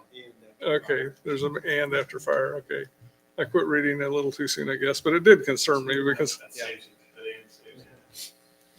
And that's what I was saying. There have been so many eyes on documents just like this, and this is fashioned after somebody else's document. Wichita's was fashioned after somebody else's document. So there have been so many eyes on this.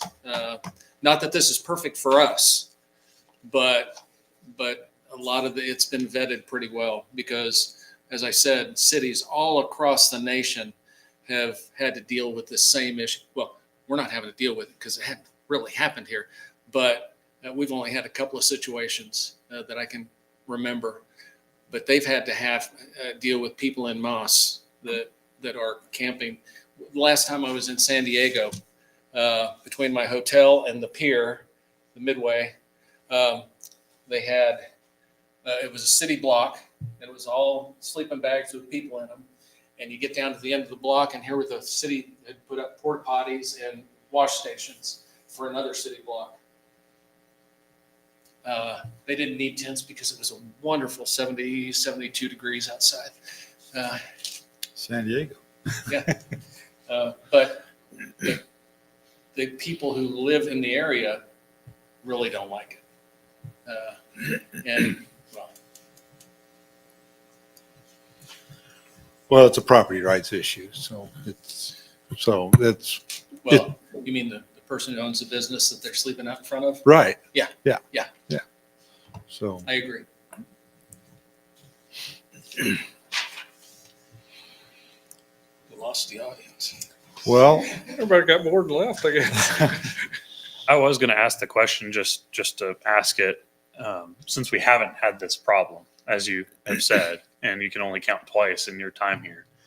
Do we really need this ordinance? What is the drawback to waiting and I just want to hear it from you so that the public can hear it of why we are considering this. There is one of the reasons why we're considering this is the mayor and I were discussing a couple of weeks ago about an encampment that was at 37th and Rock Road with several individuals in the trees just to the east of the fence from the Quick Trip. And that's very nearby. And do we want to have a situation come up where they've decided that's not the place to be up here in the trees, in some piece of property, whether it be city or privately owned? Do we want to wait until then to pass an ordinance and have to be rushed at it? Or do we want to bring it up now and discuss it, hash it out over some time when, like you said, we have some time, and get a good work product and then have it in our toolbox when we need it? Makes sense. Thank you for saying that and explaining it. I did have a quick question because we're right against Wichita. If somebody set up camp at Willow Bend North across the street, would you guys call Wichita to deal with it, or would you guys deal with it, or how does that work? We would probably call their homeless outreach group. Nate Schweithill does an excellent job working with the homeless community in Wichita. He started the group, and him or one of his team would come out and talk with them. And if it was in Bel Aire, would you call them also? Is that a resource that No. surrounding you? No, know, we would. If You we would have have an to deal with ordinance, it. We would deal with it. Okay. If we don't have an ordinance, we would deal with it the best we can.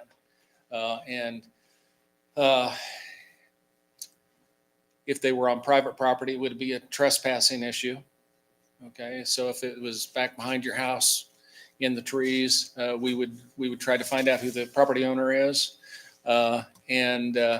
I believe I would have to ask Maria here that on public property, we could ask them to leave also, but that's a larger discussion that we can have because we haven't really had it. And the ones that we have had were sleeping out in front of businesses, and they were just north of 37th Street. So we offered them services and sent them on their way. And they walked south. So. Yeah, I think we have had people here in town. I know somebody that it wasn't public land, but they were camping in the trees there just south of Resurrection Church. And a few months ago, we were driving up Woodlawn and saw some guy just sleeping on the sidewalk. Oh, that's a different guy. That's a different guy. You That's know a who he different guy. is? Okay. And we got a call about the campers at Resurrection, and we we went out and had a discussion with them and they left. Right. Much of this is done through simple communication. You can't do this. You have to go. A lot of the people who are camping out there, they don't provide a lot of pushback. When you tell them you have to go, you can't be here, you're on private property, oftentimes. I was just trying to make the point, it's not like it hasn't happened before. And that was my point also. Yeah, But not like it does not further in south. mass yet. Right. Now, since the Wichita is going to start these ordinances, it's going to flush people out to the suburbs where there's nothing that's going to restrict them from activity. So that's why we need to get in place so we don't have that problem. Yeah. At least that's what I see happening. There was already somebody underneath the bridge on Woodlawn and K96 today. There's been somebody underneath that bridge for about the last 10 years. Yeah. Different people. Yeah.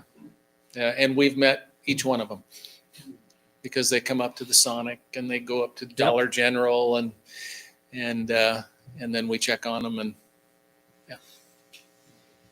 But I We need to be agree with you. proactive. Reactive is not the way to go. Right. And I think what you're doing right now, looking at this, determining what we need, the good parts of this, the parts that we don't need, maybe some additions. It doesn't have to be done this month, next month, but I would agree that it probably needs to be done soon.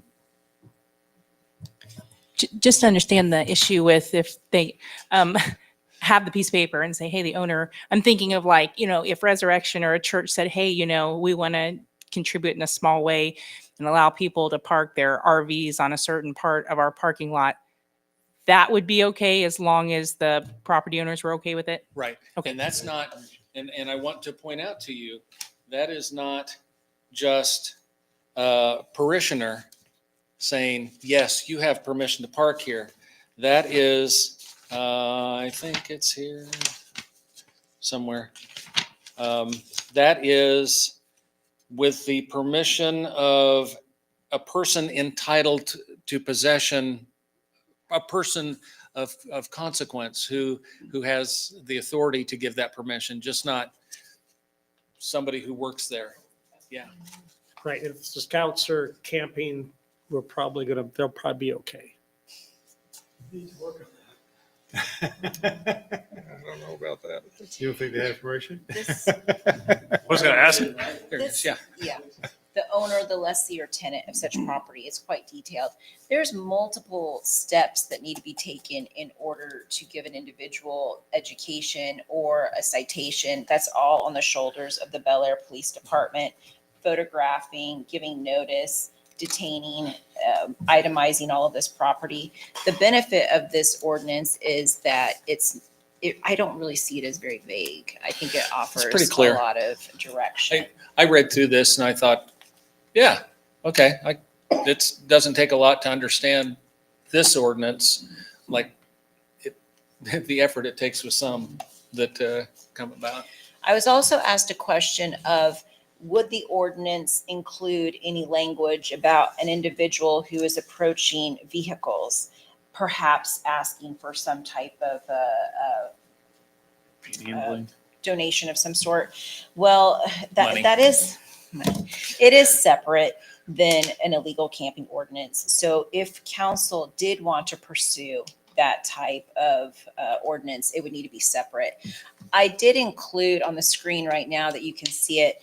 The language is that it shall be unlawful for any person to go upon any roadway, enter onto that roadway, and approach a vehicle that is stopped on the roadway, or if that vehicle is stopped at an intersection, for the purpose of inducing the driver of that motor vehicle to remain stopped, slow, or stop the vehicle to facilitate a transfer of anything from that driver or occupant. So that is something that can be pursued. It was already enacted upon by the city of Wichita at the same time as they also adopted the illegal But it was separate. camping. It was separate. Is It that was a okay to separate- put it in the same ordinance because it's dealing with something that's slightly different No, And this is really about traffic safety. Yeah, I know, and versus- I don't want people standing on the corners, stopping at cars with a bucket or whatever they're doing. Panhandling is a little risky. And as far as the illegal camping, it would be housed under the Chapter 6, Public Safety and Morals, more likely Article 5. Whereas anything such as a traffic safety ordinance would go in a different location. Okay.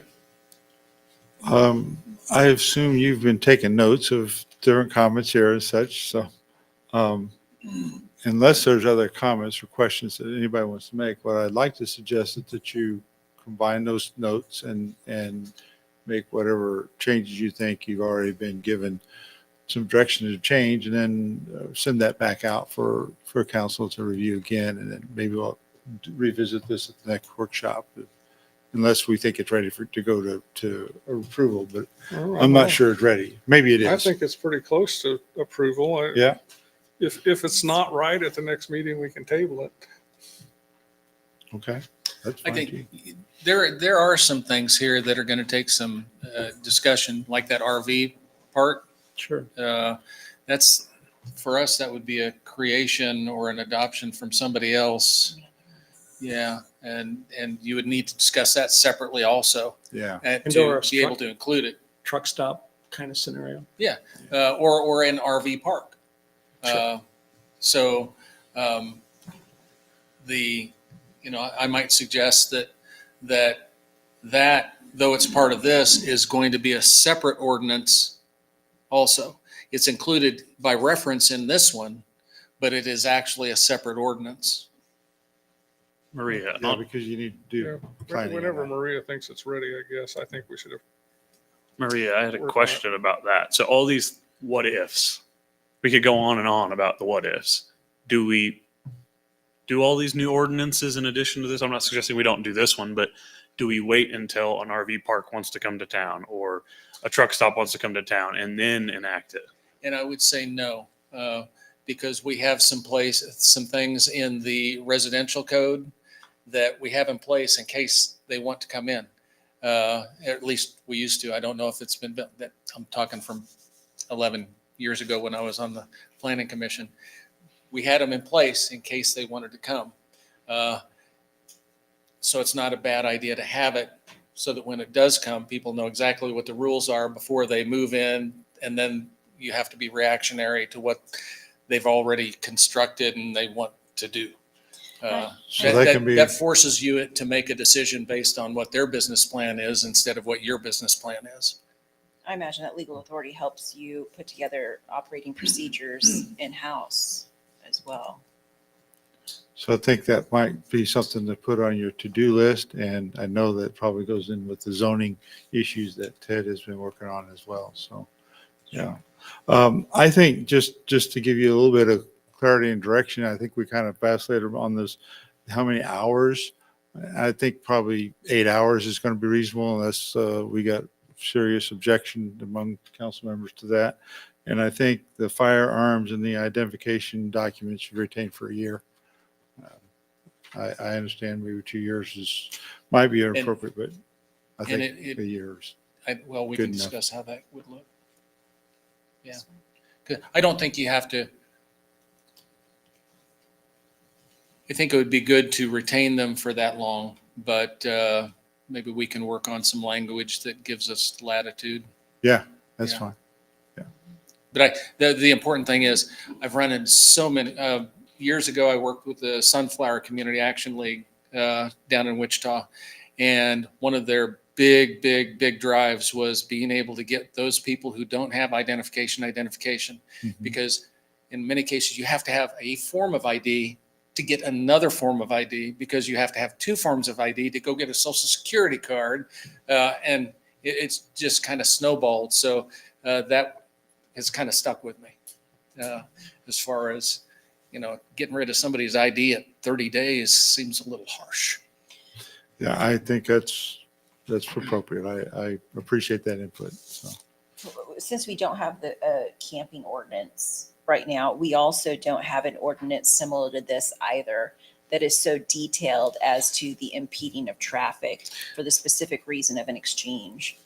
That's really short, isn't it? Yeah. It is. There's more here.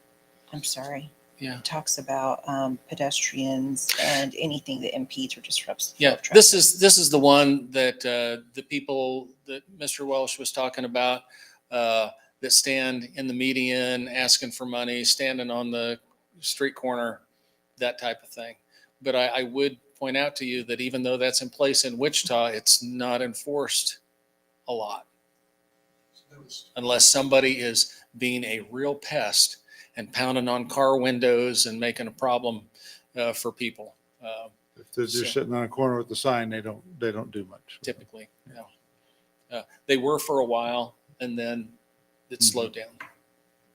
And isn't that a way to think about some of this is that gives you some latitude that maybe you won't enforce it every time, but it gives you something to work with if it becomes a problem? And that is true. And I appreciate Mr. Welsh, well, don't contact him at 8 o'clock at night. Contact him in the morning. We have that discretion to do things like that. And, when I've said I'd caution against things, that's about things that pull discretion away from us so that we can effectively work on a situation. So with this, I know that when they enacted this, the firemen, when they went to collect with their boots, they had to stop. Now you find them at the Dillon stores. Yep. Now, I always thought that was just a fantastic thing for them to do. But then you also had what I had to deal with when I was in Wichita as a commander in the field was you would have church groups from Texas and Oklahoma and Arkansas, and they would come in, 30 to 40 people, and they'd take major intersections across the city, and you catch one group and they go to a different intersection, and we didn't have permits, and they were causing problems, wrecks, scaring people by pounding on their windows at different times, different groups. So that's why this ordinance came into existence. And I don't know if it's been modified since then, but This ordinance has been detailed in such a way that no one should activate a pedestrian crosswalk unless they are trying to cross the roadway. stand there, stop traffic. Okay, go hit them up for money. What Let 'em about go. jaywalking? Do it again. Hit the next group up for money. That's why that's in there. So it gives a lot of direction for law enforcement. Do you Is want- this something that council would like proposed to them as well? I'm hearing that there's interest in it. I would like to suggest that maybe you send that out for council to Sure. review. I agree. Because we've not had any chance to look at that at all. Of course, and that was just Yeah. recently proffered for consideration, that's so I fine. just wanted to share that. Okay. I'm just imagining a homeless encampment on the new roundabout we're building and all the guys stepping out to the traffic, Right. begging money. That's my mental picture. With a roundabout, nobody's going to stop. Yeah. Well, stop. Unless they, You hope oh, not. sorry, unless they push the crosswalk button. Yeah. Yeah. Somewhere. Well, thank you, Mr. Mayor. Thank you, council. Thank you, Chief. All right. Thank you. Thanks. I'd like to suggest we take a little short break and then we get back and come back and do legislative priorities and communication strategy. And it is getting kind of late, so I don't want to take it long. So how about we plan on being back here at 9 o'clock? Okay. Yeah, that'll be easily doable.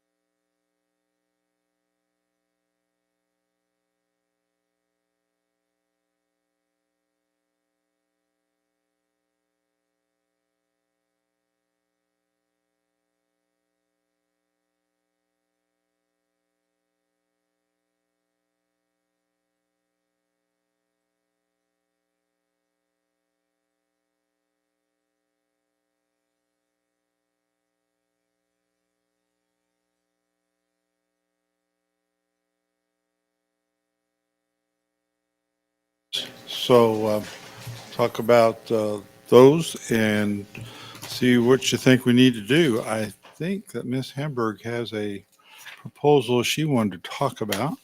So I'll let her tell us about her proposal.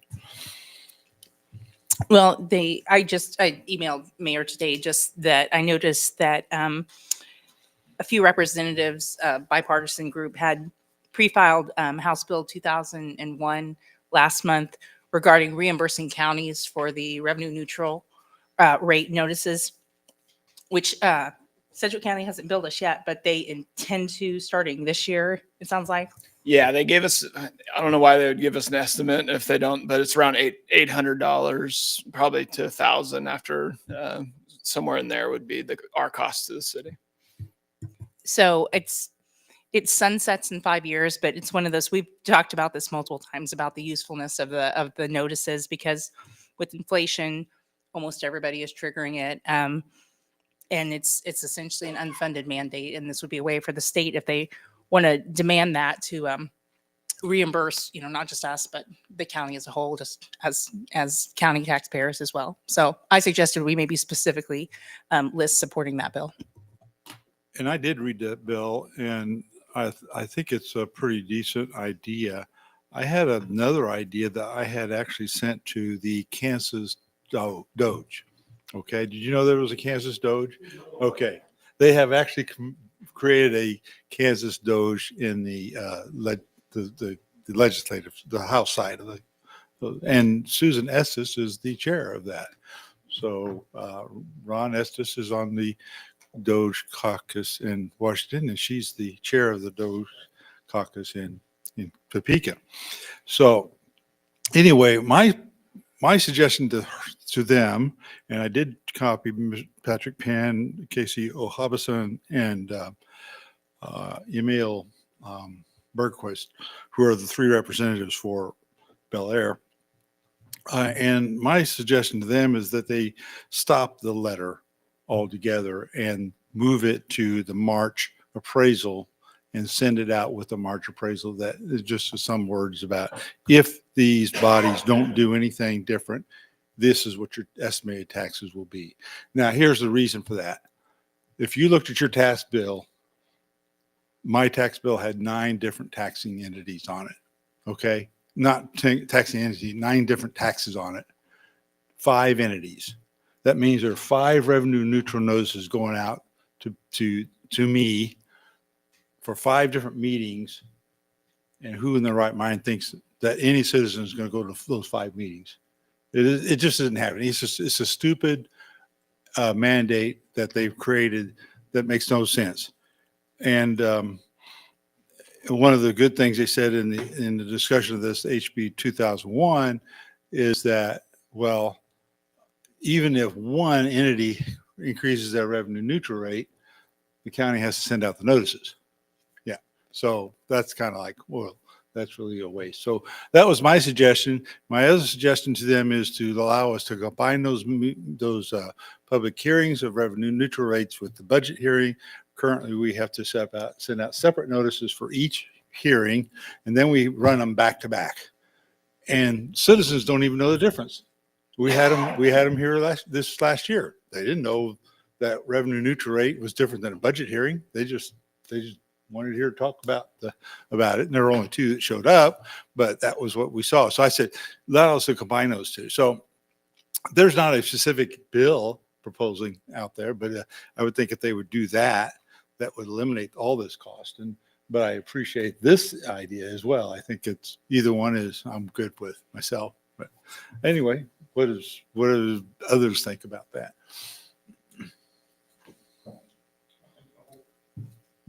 I think the whole thing's stupid and we ought to get rid of it, but that's the Kansas legislature. Well, okay. Is that clear enough? That's clear enough. But so do you want to just say we should get rid of revenue neutral rate altogether? I think so, because it's not doing any good. It's not stopping anybody from raising their mill levies or lowering their mill levies. It's not changing anybody's tax bill. It's just causing more headaches. Okay. I may not get it, but that's my opinion. Well, you have no, I'm sorry. There's a particular chair of the tax committee on the Senate side that thinks this is the golden goose. She really thinks this is a good law, and I don't know anybody in the public that really agrees with her.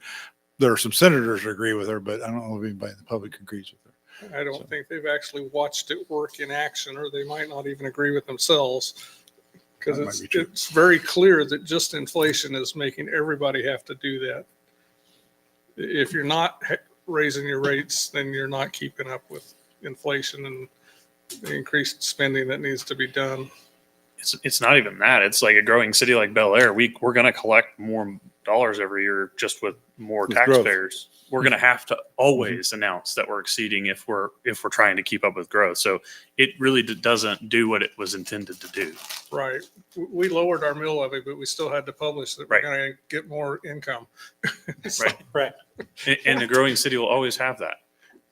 So it doesn't seem like it's doing. I understand that they wanted the taxation to be transparent, and then the name of it is great, but the practice has not been great. So I would Yes. kind of agree that I'd prefer us to say that we don't believe revenue neutral rate is even working. And it's complicated too, because it's like when we tout, we're reducing the mill levy. Well, that's great if your valuation stayed the same, but a lot didn't. So it's complicated. Well, and Yeah. the complicated thing about that is we can't do anything about the valuation, and that's a Right. state mandated formula. Right. And I wish we could change that. I think that practice has been unfair, but the Kansas League does not agree with my position on that. They don't support any caps, but I think that that's something that could actually rein in some of the craziness with valuations. And the unrealized gains, until you sell your house, you're not recognizing those gains in valuation. And I think it's crazy that is unchecked. Personally, that's my personal opinion. I think if you go, and it's not just us. I think legislature has a slippery slope if they start playing with the assessed values of property. There's no way they're going to do that right, no matter what they do. And I think they'd be wiser just leave it alone, the assessment piece. You want to cut taxes, just cut taxes. Don't play games with it. But that's just my thought. I don't think the cap is going to make a difference because, well, some of the proposals I heard in the cap is that, well, if you sell the property, the cap is off. Okay, so if I've been under the cap for 10 years and I sell the property, the cap is off. Now my property just doubled in value. Okay, for the next guy, that makes no sense. But it's a slippery slope because market forces change values all the time in every which way you can think of. Sure. And you can't outguess that. I don't think you do that with legislation, but anyway, It that's feels just like my thought. It feels like the formula could be adjusted to not penalize unrealized capital gains. That's just my opinion. I don't think it's even doing that, to be honest with you. I think it's about as fair as it can be. That's what I could sell my house for. So that's what I should pay taxes on. I don't like capping it. California tried that, and I think they're getting into revenue problems. If you've lived there 50 years, you're still paying $100 in taxes, whereas the guy right next to you is paying $10,000 in taxes because his house is being taxed at the rate he bought it at 2 years ago. And that's certainly not fair. Yeah, it definitely impacted the schools. Now, the state of Kansas, for the older folks, allows you to lock in your value of your house. The homestead. Right, with the Homestead Act, Right. right. And so that helps as long as your income stays at a certain level and under. So, so they've done some things for retirees because one of the California concerns was with their valuations going out the roof, Right. old folks that were in a little bitty house, they ran out of their house Right. because of the taxes. So that's why they did what they did, but then there was abuses of that too. So, it's not easy to understand all the dynamics, the macro and the micro economic impacts of some of these changes. So, it feels like if a cap were, or if some version of a cap or a formula adjustment was made, though, as governments made budgets, if they truly did need additional money, they would be raising their mill, versus what we're talking about now is us chasing the valuation and deciding year to year to make a significant cut or just to take all of the growth with valuations and growth of the community. So it's kind of, again, a cap would switch the dynamic, and it would make politicians decide, do we really want to collect more taxes or not, versus the valuation just automatically doing it. Okay, well, let's go back to the revenue neutral rate issue and let's decide what are we going to say about that. And if we want to say something about valuations, Property and assessment, valuations. we can Yep. talk about that separately. Okay. Yep. Last thing I was just going to say is the reason why I brought up the House bill is I don't disagree necessarily. I like the idea of the rates because you can see who's doing what instead of seeing it just in aggregate. And, the school district did this and we tried to do our part, but it kind of just washes out. Does it do any good in practice? Just the bottom line sometimes, and I don't know, Mayor can speak to this more, just having something specific instead of kind of general things to tell our legislators, something specific that's filed and they can actually, if it makes it out of committee, can vote on. So that's why I thought of including that as at least a way to help get our costs reimbursed here at the county. Well, let's just throw a suggestion to this idea. How about we say, we think that you should eliminate the revenue neutral rate law, but if you can't find that to do, then we would support HB 2001, or we would support some consolidation changes as have been proposed by the Kansas Doge.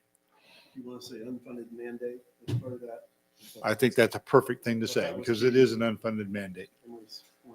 Right. So I'll write up that and put that in there. So because I agree with you, it is crazy that we're doing that. Unfunded mandate.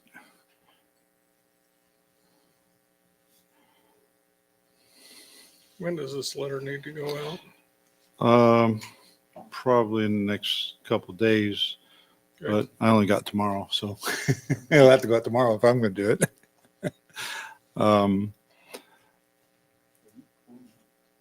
Is anybody going from here? No, I'm not.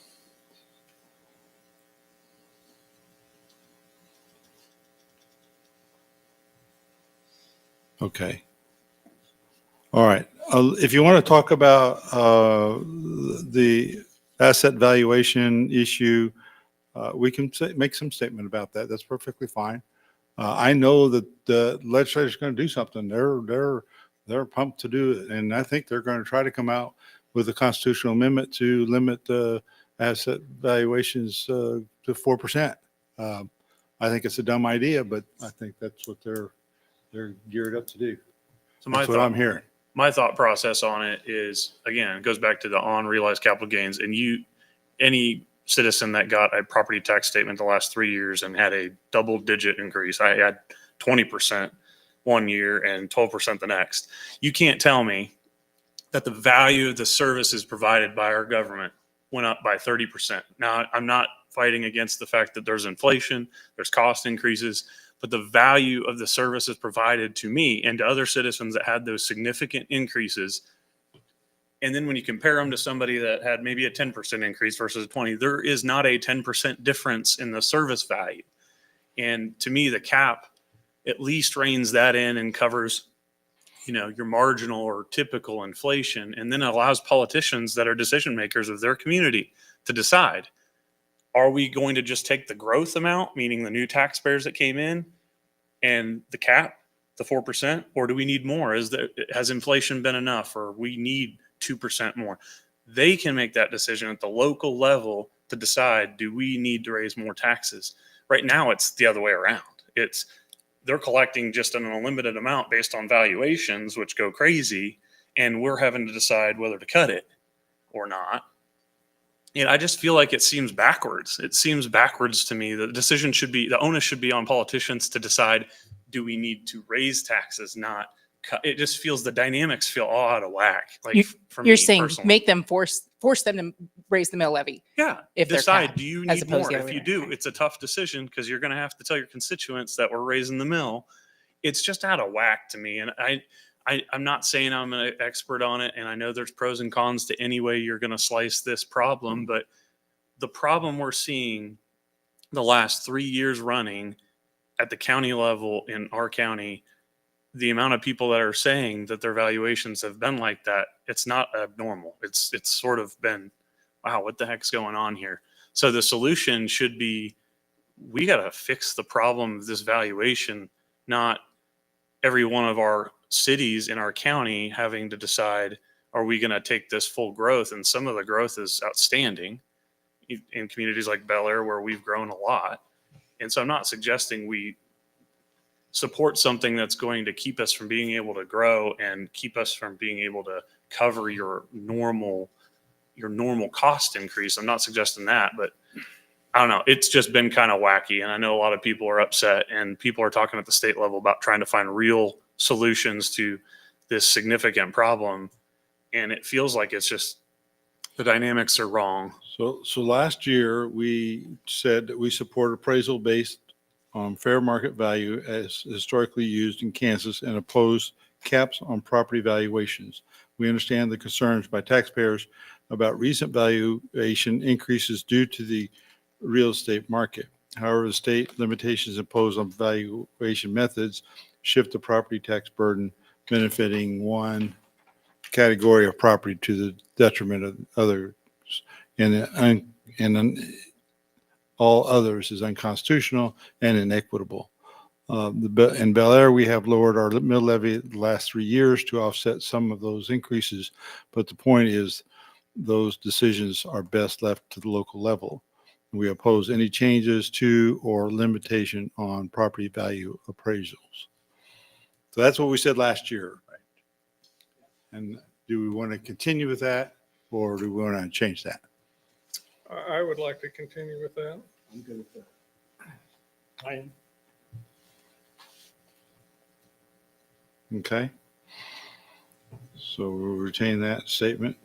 I said my piece. That's all I needed to do. Okay.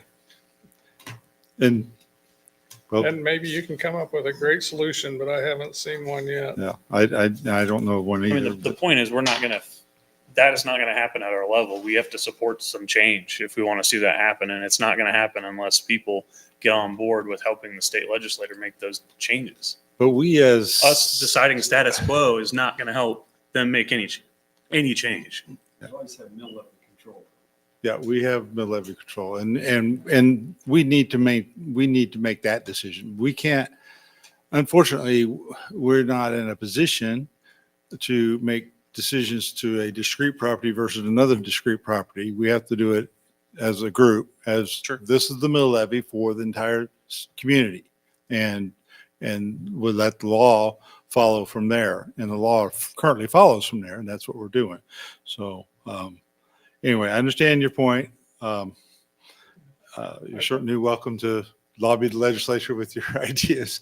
I just don't know what we can do with it. I think the more we change how the properties are valued, the more you're going to see mill levies jump all over the place. Again, that goes back to local control. Local decision makers decide to raise the taxes. Guess what? They have constituents. Constituents are going to push back. It just feels like it's backwards. It's making our job, I'll just say it, the way it is, it's making our job easy. If it were the other way, it would be a lot harder for us to sit up here and say, we need more money, we're going to raise the mill. It's easy to say, we're just going to shave the mill a little bit for you. I'm just making a statement. The dynamics are way off.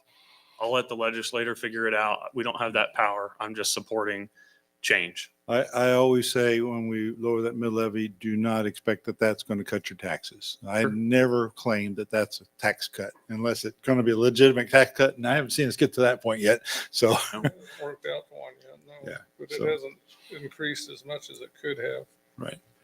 No, and I totally understand the dynamics. I mean, I voted, I supported us cutting the amount we did, what little bit we did, but I think there's a dynamics that need to change. And it feels like what I'm saying is opposite of what we've been doing. And I get that.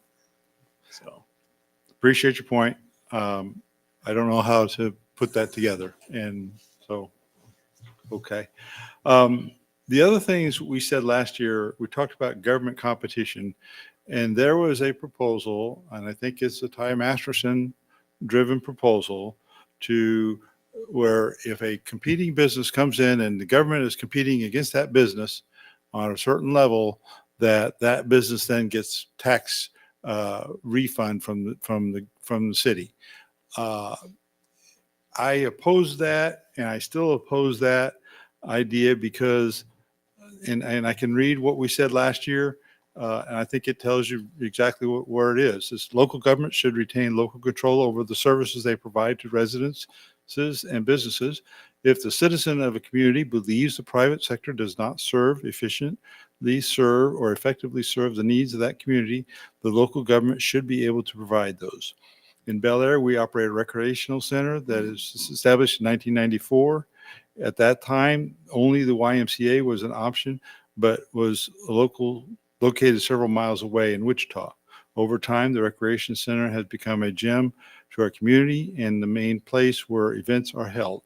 It is the community gathering place for our residents and therefore invaluable to the quality of life for Bel Aire residents. We oppose any legislation restricting government services. And so and I've talked to Ty Masterson, Senator Masterson, about this very issue. And he told me the reason that they drafted that was because of another community where, and I don't know businesses, I'm just going to throw one out there, a gym, a Genesis gym, maybe it was, I don't know. Built a building, built a facility, and then the city came behind there and built a competing rec center that was taking away the businesses from Genesis. And he said that was the purpose of that law, was to keep that from happening.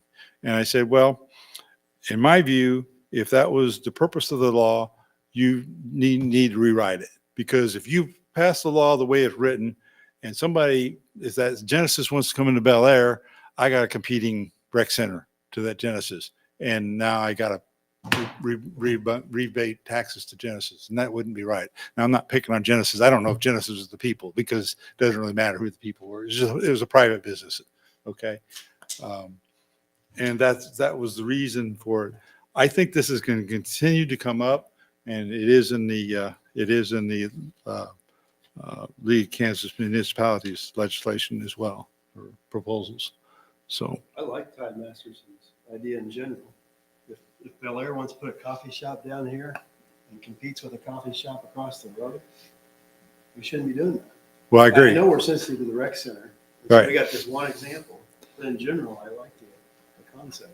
I do too. That's why I said he needs to rewrite it, but he hasn't offered to do that. So, and that's the problem I see, because, and I think I've told this group before, I grew up in LA, okay, in South Central LA, which is a very poor neighborhood. All right. If we didn't have that local rec center, I could tell you some kids who are adults now who would probably be caught up in gangs and drugs. Okay. Because that's what kept them committed to the community, was that rec center. I can tell you one friend of mine on Aldo Paz, a Cuban refugee, and he every day during the summer, his mom would pack him a lunch. He'd go to the rec center. He'd do pickup games. He'd play ball all day long, and it kept him out of trouble. He is now the director of property management for Northrop Grumman. Okay, that's the difference.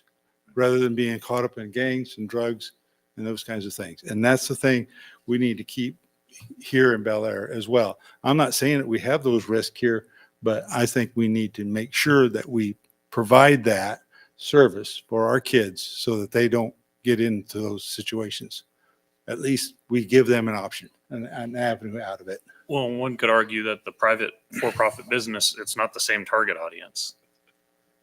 The That's people that true. are charging $100 a month for a gym membership are not the same people that are going to the rec. Like those are different target audiences. You're absolutely right. So I mean, But there's a base level of service that goes along with public. now you're going to get service into a stuff. legal argument. Sure. Is what you're going to do. Get into a legal fight. So I don't know. I generally like the concept too, but yeah, it does seem like it's not doing the intended.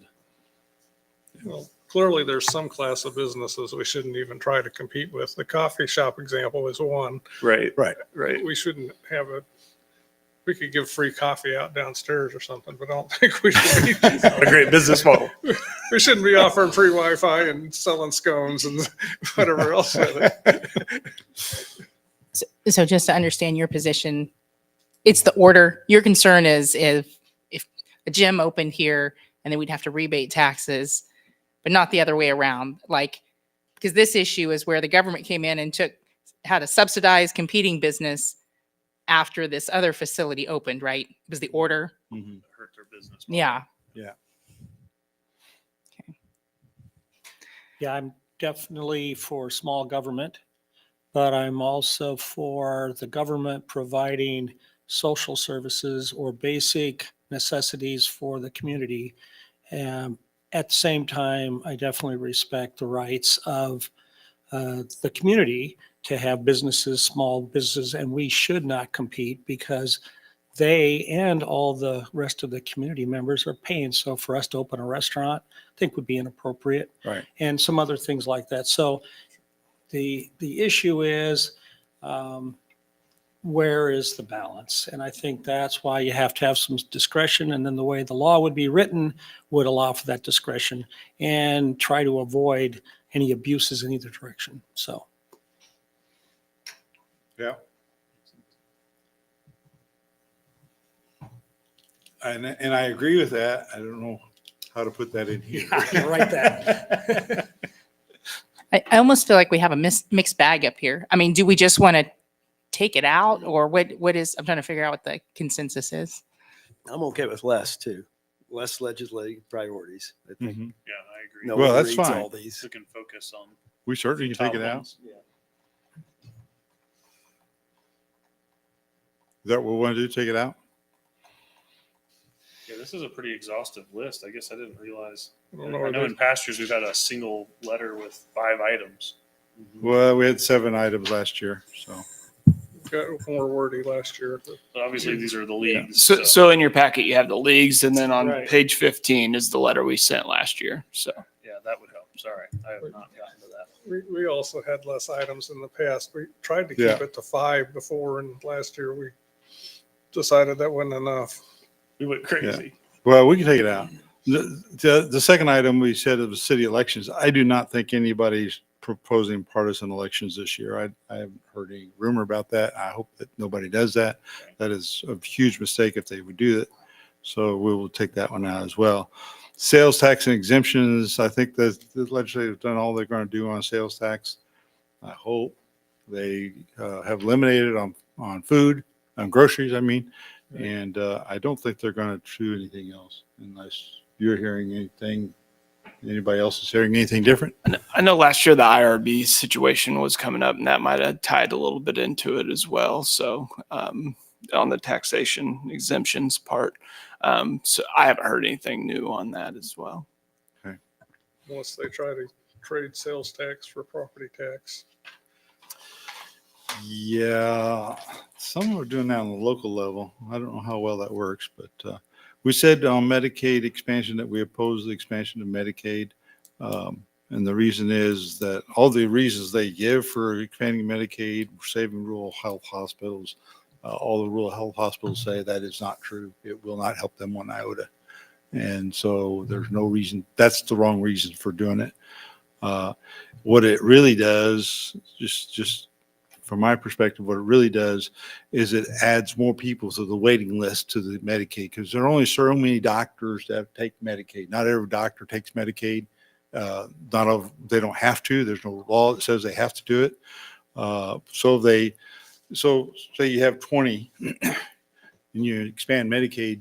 Now those people who are already on Medicaid now have a longer waiting line to go in to see those few doctors that they already are waiting to see. And so I don't see this as helping anything. It's going to line some people's pockets is what I think this would do if you did this expansion of Medicaid. My 2 cents worth. So.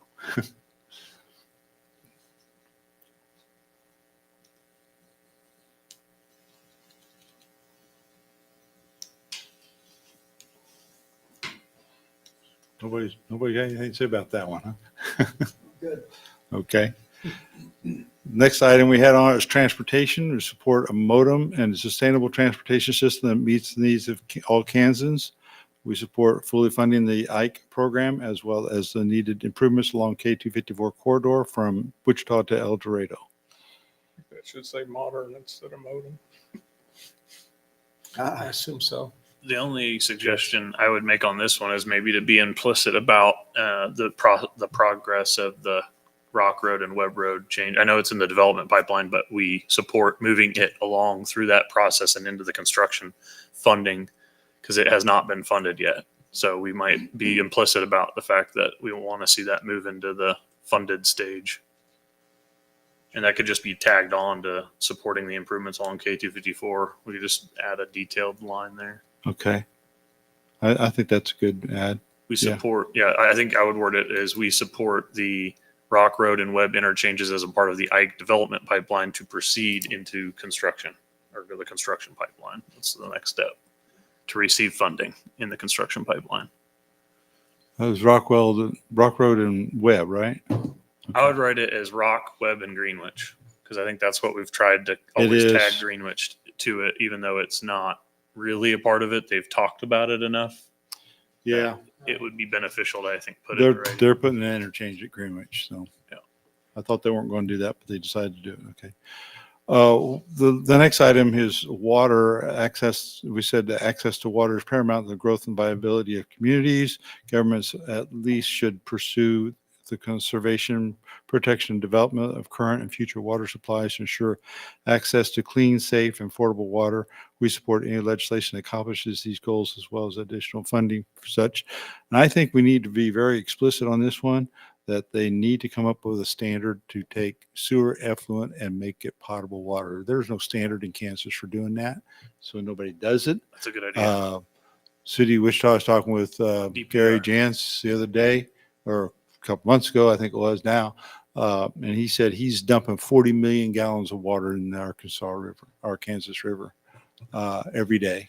And that is, if he had this option, he could probably increase his water supply by that much. So the city of Wichita actually recently advertised an RFP for a water reuse study. And part of it is going to be using consultants to help hopefully draft legislation to help direct to potable reuse, DPR. Other states already have this. Right. I don't know why But we the need to state does reinvent not the wheel. Just currently allow it. just go see what other states have and put something together and do it.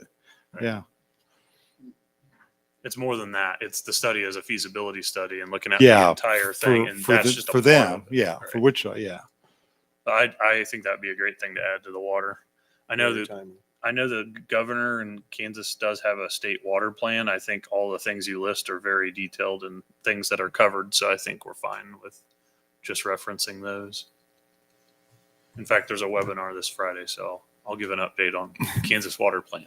Mayor Madaj, I know Rebecca reported it when she was here giving an update, and any member of the CCUA understands this as well, as I think they're going to try to work on streamlining some of the training and qualifications for water and sewer operators. That's a huge deal in our world. Just there's not a large pool out there of experience, and anything the state can do that can help pipeline some more employees for us, that would be the only thing I would say. I don't know if we need to put it in this letter, but it's important if you're talking to anybody that that particular labor pool is very low and very much needed. So what happens right now is a person that wants to be a certified water operator needs to have, I think it's 2 years of experience before they can sit for the exam. And a lot of times these guys and ladies are smart enough they can take that exam in 6 months. So why don't you let them take the exam in 6 months instead of letting them sit around for 2 years and not be able to take that exam? Now, if you want to put a time requirement on top of that, that's fine. But to make them to wait to take the exam is a little bit silly.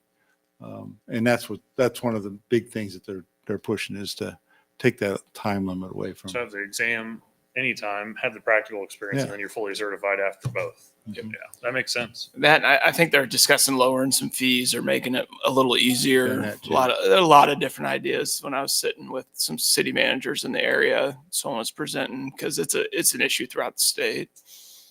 I mean, we could add to this pretty easily a line about encourage and support workforce development efforts. Boom, for technical aspects of the water and wastewater industry. I think it'd be worth adding.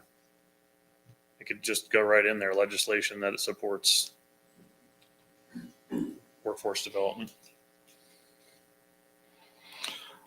How about we just say streamline water operator and wastewater operator certification process? Okay. Those were the things we said last year, and I removed 3 of them already. So, anything that's a burning issue to anybody? And we had added the R&R issue. Okay. I wanted to say, just on the property tax front, it sounds like the consensus is to oppose the caps up here, but on a positive thing, I think we could all agree there are proposals to just reduce the statewide mill levy. And we could talk about supporting that. We're trying to do our part. The state can do their part to help reduce the mill levy at their level. Do we want to put a line in there about we support that? I'm okay with that. The governor will fight you on it. She will. She's already said that. They can lower the income tax rates too. I mean, there's so many different taxes out there that you can lower one and raise another. Or Yeah. That's why I'm not a huge fan of the sales tax or property tax, because you're just moving it from one to the other. I'm not a huge fan of that idea. If you want to cut taxes, just cut them. Well, and the interesting thing about it is 2 very large states have no income tax. And guess what that does to people? They're moving to those states. Florida and Texas, people are migrating to. Now, they have high property tax, but they don't have any income tax, and people are migrating to those. Guess what? Kansas keeps losing people year over year, and we keep wondering why. That may be part of the reason.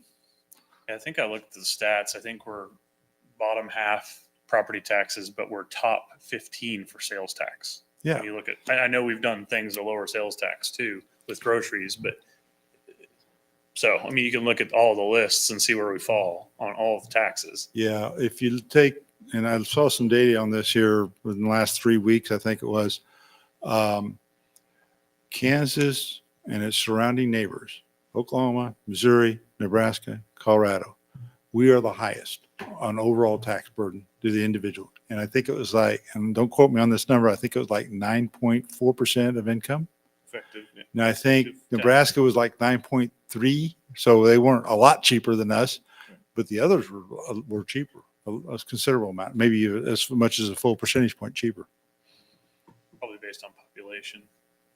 Yeah, there's a lot of variables to why taxes are what they are, but anyway, something to think about. Is there any other burning issue that folks saw within the Kansas League of there's something I Municipalities want to issues? comment on. Certainly. The Kansas municipalities, they did include the home rule and trying to keep things there. And I think one of the things that we need to push, given the current situation, is that we should expand on that to prohibit the county recorder from accepting plats and lot splits and things such as that without the city approval, the local government approval.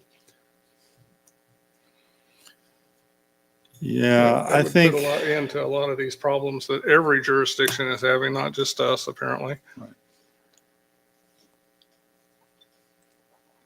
I don't know how you I liken keep it this to the same problem when the county recorders were accepting any documents on your home, no matter how fraudulent they may appear.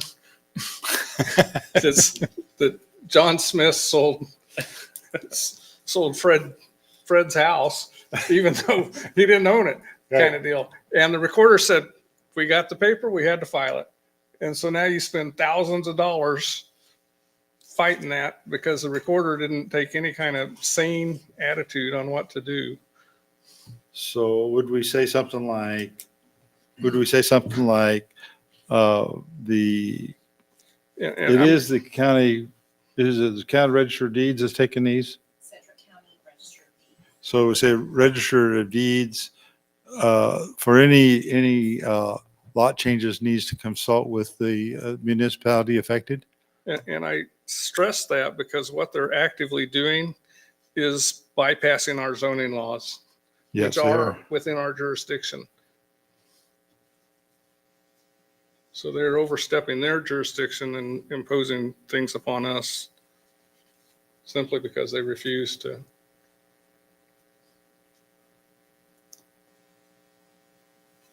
Is that something that we could just, I know we've talked about that and we're getting a little off topic, but isn't there some way we can change our city zoning or ordinances to make lot splitting just effectively not allowed? I know that staff are having conversations about. So we still have ownership of that. Well, but the county recorder is overriding that. And if you split a duplex in half, I don't think there is any zoning that covers a half a duplex because it has no side yard. It's going to have too small of a lot. It's going to be too small of a building. Right. I don't think that's legal in any way, shape, or form according to our zoning. It isn't.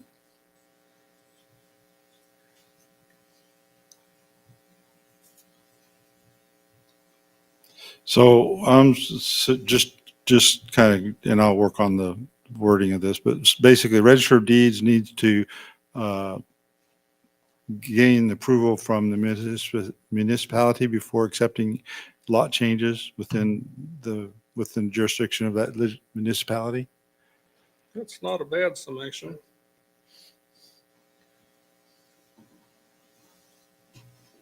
Okay. Took me 2 minutes to say what you did in 3 seconds. Yeah. Okay. I think that staff is working on some ideas that we can control our own destiny on this in the future, but we got 40 years of history out there that we can't change. I mean, not realistically. So this kind of a change might help a lot with that if we get the legislature to do that. Okay, I'll draft something up with that. Okay. Any other issues that folks find as need to throw in here? Okay, if not, we'll move on to communication. I know Nick's been waiting back there patiently, trying to stay awake while we Paid go overtime, through right? all this stuff. We'll be quick on this. I know a lot of council members watch Facebook and certain media outlets, and you noticed a little bit of a change. And we don't just change on a dime; we have strategy to it. And I asked Nick to come share some of our strategy on this issue.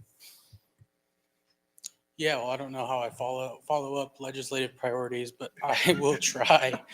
So when I joined the city in November, I identified a few key points that I wanted to address within my first 60 to 90 days. One of the most important was the need for a communications and social media strategy, just something that would create a solid foundation for my role moving forward.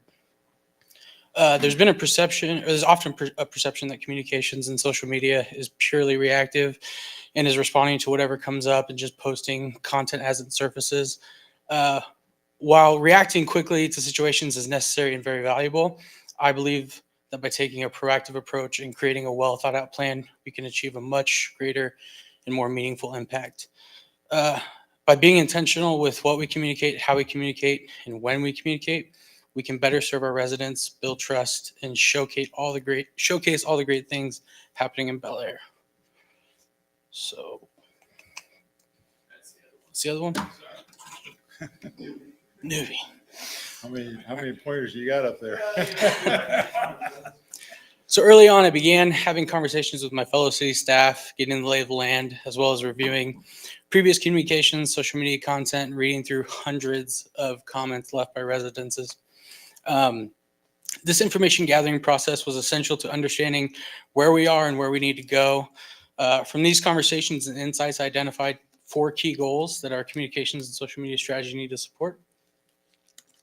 Those are to build trust and transparency with the community, improve overall community engagement and positive sentiment, enhance the city's public image and perception, increase public understanding of city policies and initiatives, These goals serve as the foundation of our strategy, helping us focus on matters that are most important to our audience while ensuring we're intentional about every message that we do share. Okay. After identifying what we need to accomplish, the next step was to figure out how we're going to do it.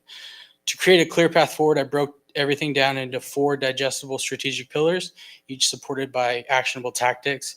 The pillars are: be informative and transparent, be proactive and responsive, be a champion, and be a human. These pillars serve as our blueprint of the strategy, guiding how we communicate and ensuring that every effort aligns with our overall goals. So to kind of jump into the pillars and kind of explain in a little bit more detail, be informative and transparent. Transparency is paramount to building trust. By sharing honest updates and ongoing projects and decisions, we can demonstrate the accountability and build stronger connection with our audience. To make this possible, we'll focus on 2 key tactics. The first being to post regular updates on key projects when available, even when that conversation may be very difficult. Being upfront, even about challenges, shows our commitment to openness. Tactic 2 is to focus on topics where we can act as an expert. It's crucial that information that we share is accurate and also that we can speak from a position of authority on the subject. If we are not fully knowledgeable about a topic and we can't answer questions, it may give the impression that we're withholding information or create unnecessary frustration with our audience. By consistently communicating, even in difficult times, we show our audience that we value their trust and take accountability seriously. Pillar 2 is being proactive and responsive. To effectively communicate, it's essential to stay ahead of the conversation while remaining nimble enough to quickly respond when concerns arise. Being proactive allows us to anticipate the needs, and being responsive demonstrates that we're listening and value the audience's input. To achieve this, we'll focus on 3 key tactics. The first being just to plan ahead. Planning is the heart of being proactive. This includes creating a content calendar and to map out our social content for the next 30, 60, even 90 days. It also means building a solid foundation with key messaging so we're prepared to respond quickly and confidently to concerns. By preemptively addressing common objections or misunderstandings, we can reduce potential friction points and maintain a positive dialogue. Tactic number 2 is to respond quickly and stay on message. Timely, clear responses help show that we value the community's concerns and that we are actively listening. We'll stick to the facts, maintain consistency in messaging, express appreciation for our residents' patience, and highlight ongoing efforts and solutions to address their concerns. In tactic number 3, which is also very key, is to recognize when not to respond. Not every situation requires a response, and even in some cases, engaging might escalate the issue or cause more harm. So it's key to assess each situation carefully and help navigate moments thoughtfully. By combining a proactive approach with a responsive mindset, we can build trust, reduce misunderstandings, and maintain a productive dialogue within the community. Third pillar is be a champion. Communities thrive on momentum, and it's our role to celebrate the positive milestones that make Bel Aire special. By sharing our success and engaging our audience in those moments, we not only foster pride, but build stronger connection between the city and the community. To champion our wins, we'll focus on 2 tactics. The first being when there are wins, whether it's a completed project, community involvement, or city improvement, we're going to celebrate them. We're going to make it a huge deal. Sharing the success stories allows the community to see progress and feel connected to the achievements. The second tactic is to be the loudest cheerleader in the city. Amplifying positivity is key, and we'll share the positive feedbacks. We will share the positive feedbacks from residents, recognize the hard work of team and individuals, and highlight what makes Bel Aire a great place to live and work. By amplifying these wins, we can create an infectious sense of momentum of pride across the community. Being a champion and celebrating success not only shapes how the community sees itself, but how others perceive Bel Aire. A strong sense of pride and positivity is contagious and is essential. It's an essential ingredient to building a thriving, engaged community. Now, our last pillar is simply to be a human. It's easy for local government to feel distant and impersonal, but at its heart, the city of Bel Aire is comprised of real people. By humanizing the city, we can create a stronger emotional connection with our audience and show that behind every decision, there are dedicated individuals working to build a better community. To bring this pillar to life, we have three main tactics. The first being use imagery with faces whenever possible. Seeing real faces helps humanize the work that we do. There's a psychological element to this that personalizing our efforts through imagery strengthens emotional connections and makes communications more impactful. The second tactic is highlighting team members and introducing the community to the people behind the policies and projects. By showcasing our staff, we break down silos and remind our audience that the city is made up of real individuals who are passionate about serving Bel Aire. The last tactic is to show some personality. Connecting with the community on a personal level helps make our interactions feel authentic and approachable. This could be adding a lighthearted comment, sharing a joke to help reinforce that the city is not just an institution, but a collective of real, relatable people.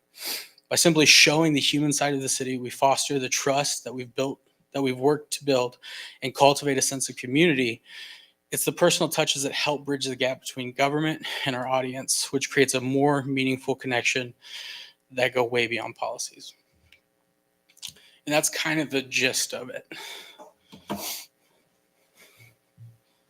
Any questions? So a couple of thoughts. One is, and I know Ted knows this, but I really do not like any memos, postings, any signs, anything like that to say the management or the staff or anything like that. If it doesn't have a name on it, it's not appropriate. And we just shouldn't be doing that. But and I think that's what one of the things you're getting at is being human, right? Okay. Another is how many different avenues of communication are we engaging in? Are we just using social media? Are we doing what other kind of avenues of communication are we directing towards? Social media is definitely the most visible, but every month in the utility bills we send out inserts that have information on them as well. We had communications through the website quite a bit. We get phone calls. We've done news interviews in my 2 months here so far. So I mean, any possible thing. I think we need to keep looking at other avenues, because the data I see, and now it might be changing, but the data I see, social media is about 15% of communication. That means we're missing 85% of the folks. Yeah. Okay. So and it's tough. I'm not telling you this is easy. You know that you're more the expert at it. It's tough, but we've got to really hit that on more cylinders to get the word out. And it starts with building this foundation. Yeah. And like this isn't just social media. This is definitely communication wide. It started as like a social media thing, but it definitely, once I started identifying things, I was like, this goes much beyond Facebook, Instagram, things like that. Okay. Well, I think you're saying you got all the right ideas there anyway, from what I understand. I mean, certain council can chime in whatever they think as well. Everybody's just too tired. They want to go home. Mr. Mayor. Mr. David. So Nick, how much time do you have to spend supporting this? You have to support Facebook, Instagram, what else? So Pinterest? it definitely seems like the supporting the comments and stuff happens after hours, but during the week it's not too much of a task to plan ahead and create the posts as they come. And as long as we kind of stay planning ahead, it makes it a lot easier. When it's like, oh shoot, we forgot about this one thing, now we got to go back and do it. There's more thought put into it, especially if you need to create the key messaging of how come we didn't communicate this sooner. So kind of staying ahead of things and staying in front of the messaging it streamlines the whole process.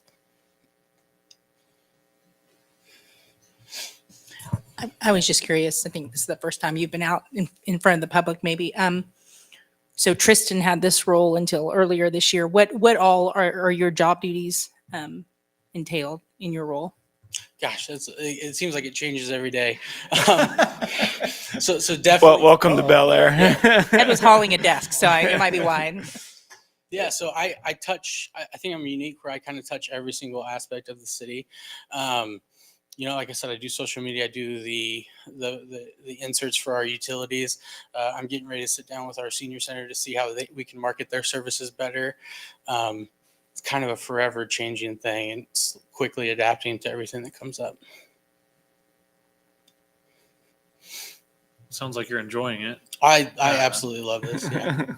I certainly have noticed the professionalism that the social media has taken. I think you've done a really nice job, and I really think highlighting our staff, and I know staff's the wrong word, but putting names to faces and introducing people to the citizens they serve is a really good thing. I think it is a good thing, and it sounds like you're the right man for the job too, because you know how to wear a lot of hats. So, Well, and welcome just again, and a little thanks bit for of sharing. background information. We thanked our public works staff last week after all the snow.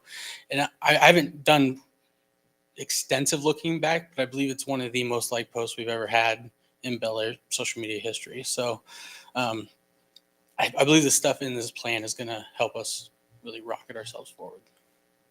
Bel Aire world record. What other, You're on the right track. what other avenues of communication have you used to push that public work message? So we didn't push that anywhere else. We're getting ready to,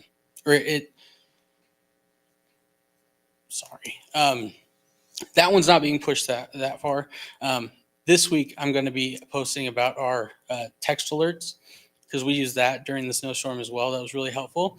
And I'd like to know how we can expand that just more to get more important news out. Yeah. So, and I'm not telling you the answer to this because I don't know what it is, but we had a real win there with Public Works, and we really should parade that Absolutely. beyond the social media. So I don't know what tools we can use, but we need to find those tools and find that way to do Absolutely. that. I mean, I kind of wish and you weren't here, so you couldn't have done it anyway. But when we finished 53rd, I kind of wish we could have done that with 53rd, because that was a big deal. I mean, we went for 5 years with a road that was just worse and worse and worse, and it got so bad we actually turned it into a gravel road for a while. Okay, so finally getting it rebuilt was just a big deal, And but we didn't feel like we got enough of the message out there. Maybe we did. I'm just too stupid to notice it. I don't know. What I'm hearing is the mayor wanted a ribbon cutting where he got to cut the ribbon on the new road. And there are starting to have discussions about other projects, and once they're completed, how can we celebrate them and make them? And I put his office is right by Ann's for a reason too. So any type of project we have going on, there's constant communication with Nick and Ann to get out a lot of these different objectives that we have. And the hardest part, and I won't keep you guys here too much longer, but I read a great article in the Wall Street Journal on Sunday morning, and I'll probably share with you an email, but what the sad fires that are going on in California, and just the controlling the public information that comes out is absolutely mind-numbing.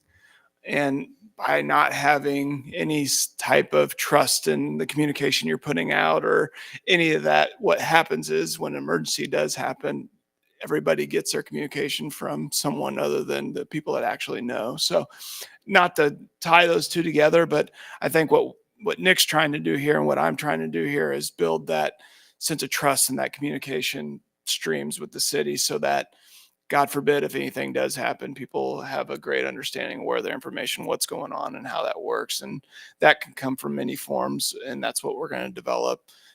The other big element that Nick's going to work on here in the new year, but the problem is when you have someone new, he's got to get the lay of the land. Is a lot of our marketing efforts. I know we're looking at the billboard again and seeing what we can do with that, but a lot of our marketing efforts to businesses and other areas, that's on my list. Mayor Benaj, I've got a few on brochures.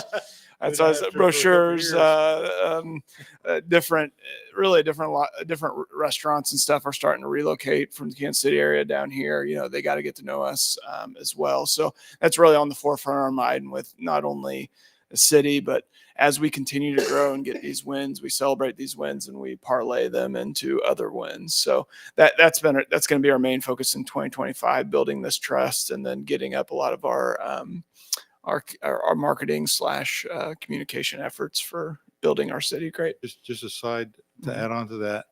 One of the things Andrew Naves said that he did up in the Kansas City area with a restaurant, he did a survey and said, what restaurant would you like to have in this town? Can't remember what town it was. And it came back that they wanted Chick-fil-A. So he took that information, that survey, and took it to Chick-fil-A and said, here's what our people are saying. Can you get a restaurant in here? And they did. Okay. And if we could do something like that, I'm not saying we go after Chick-fil-A, but whatever it is, if we can do something like that and actually show to, I don't know, Freddy's or whoever the citizens want, Coffee shop. coffee shop. I know there's a lot of interest in coffee shops. I know we already Uh, mentioned it, so. And so, whatever we get, and then we could take that to those people and say, hey, we got data here that says people want you here.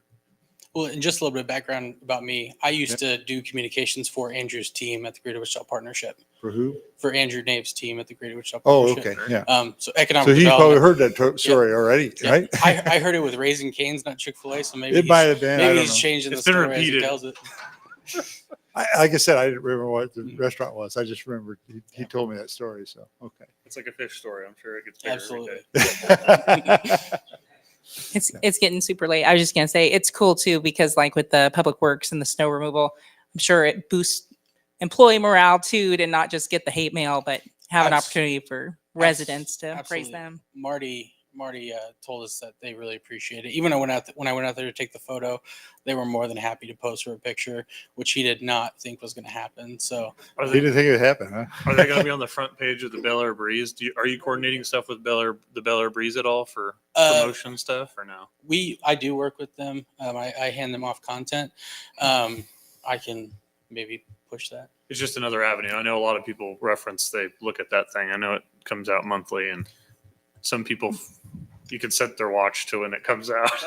And the last thing is Nick's a great photographer, and really you'll notice the designs are different, and that's all to be continuity with everything we post. So let's not get too dig in the weeds, but I'm real excited for Nick joining our team and seeing what he can do.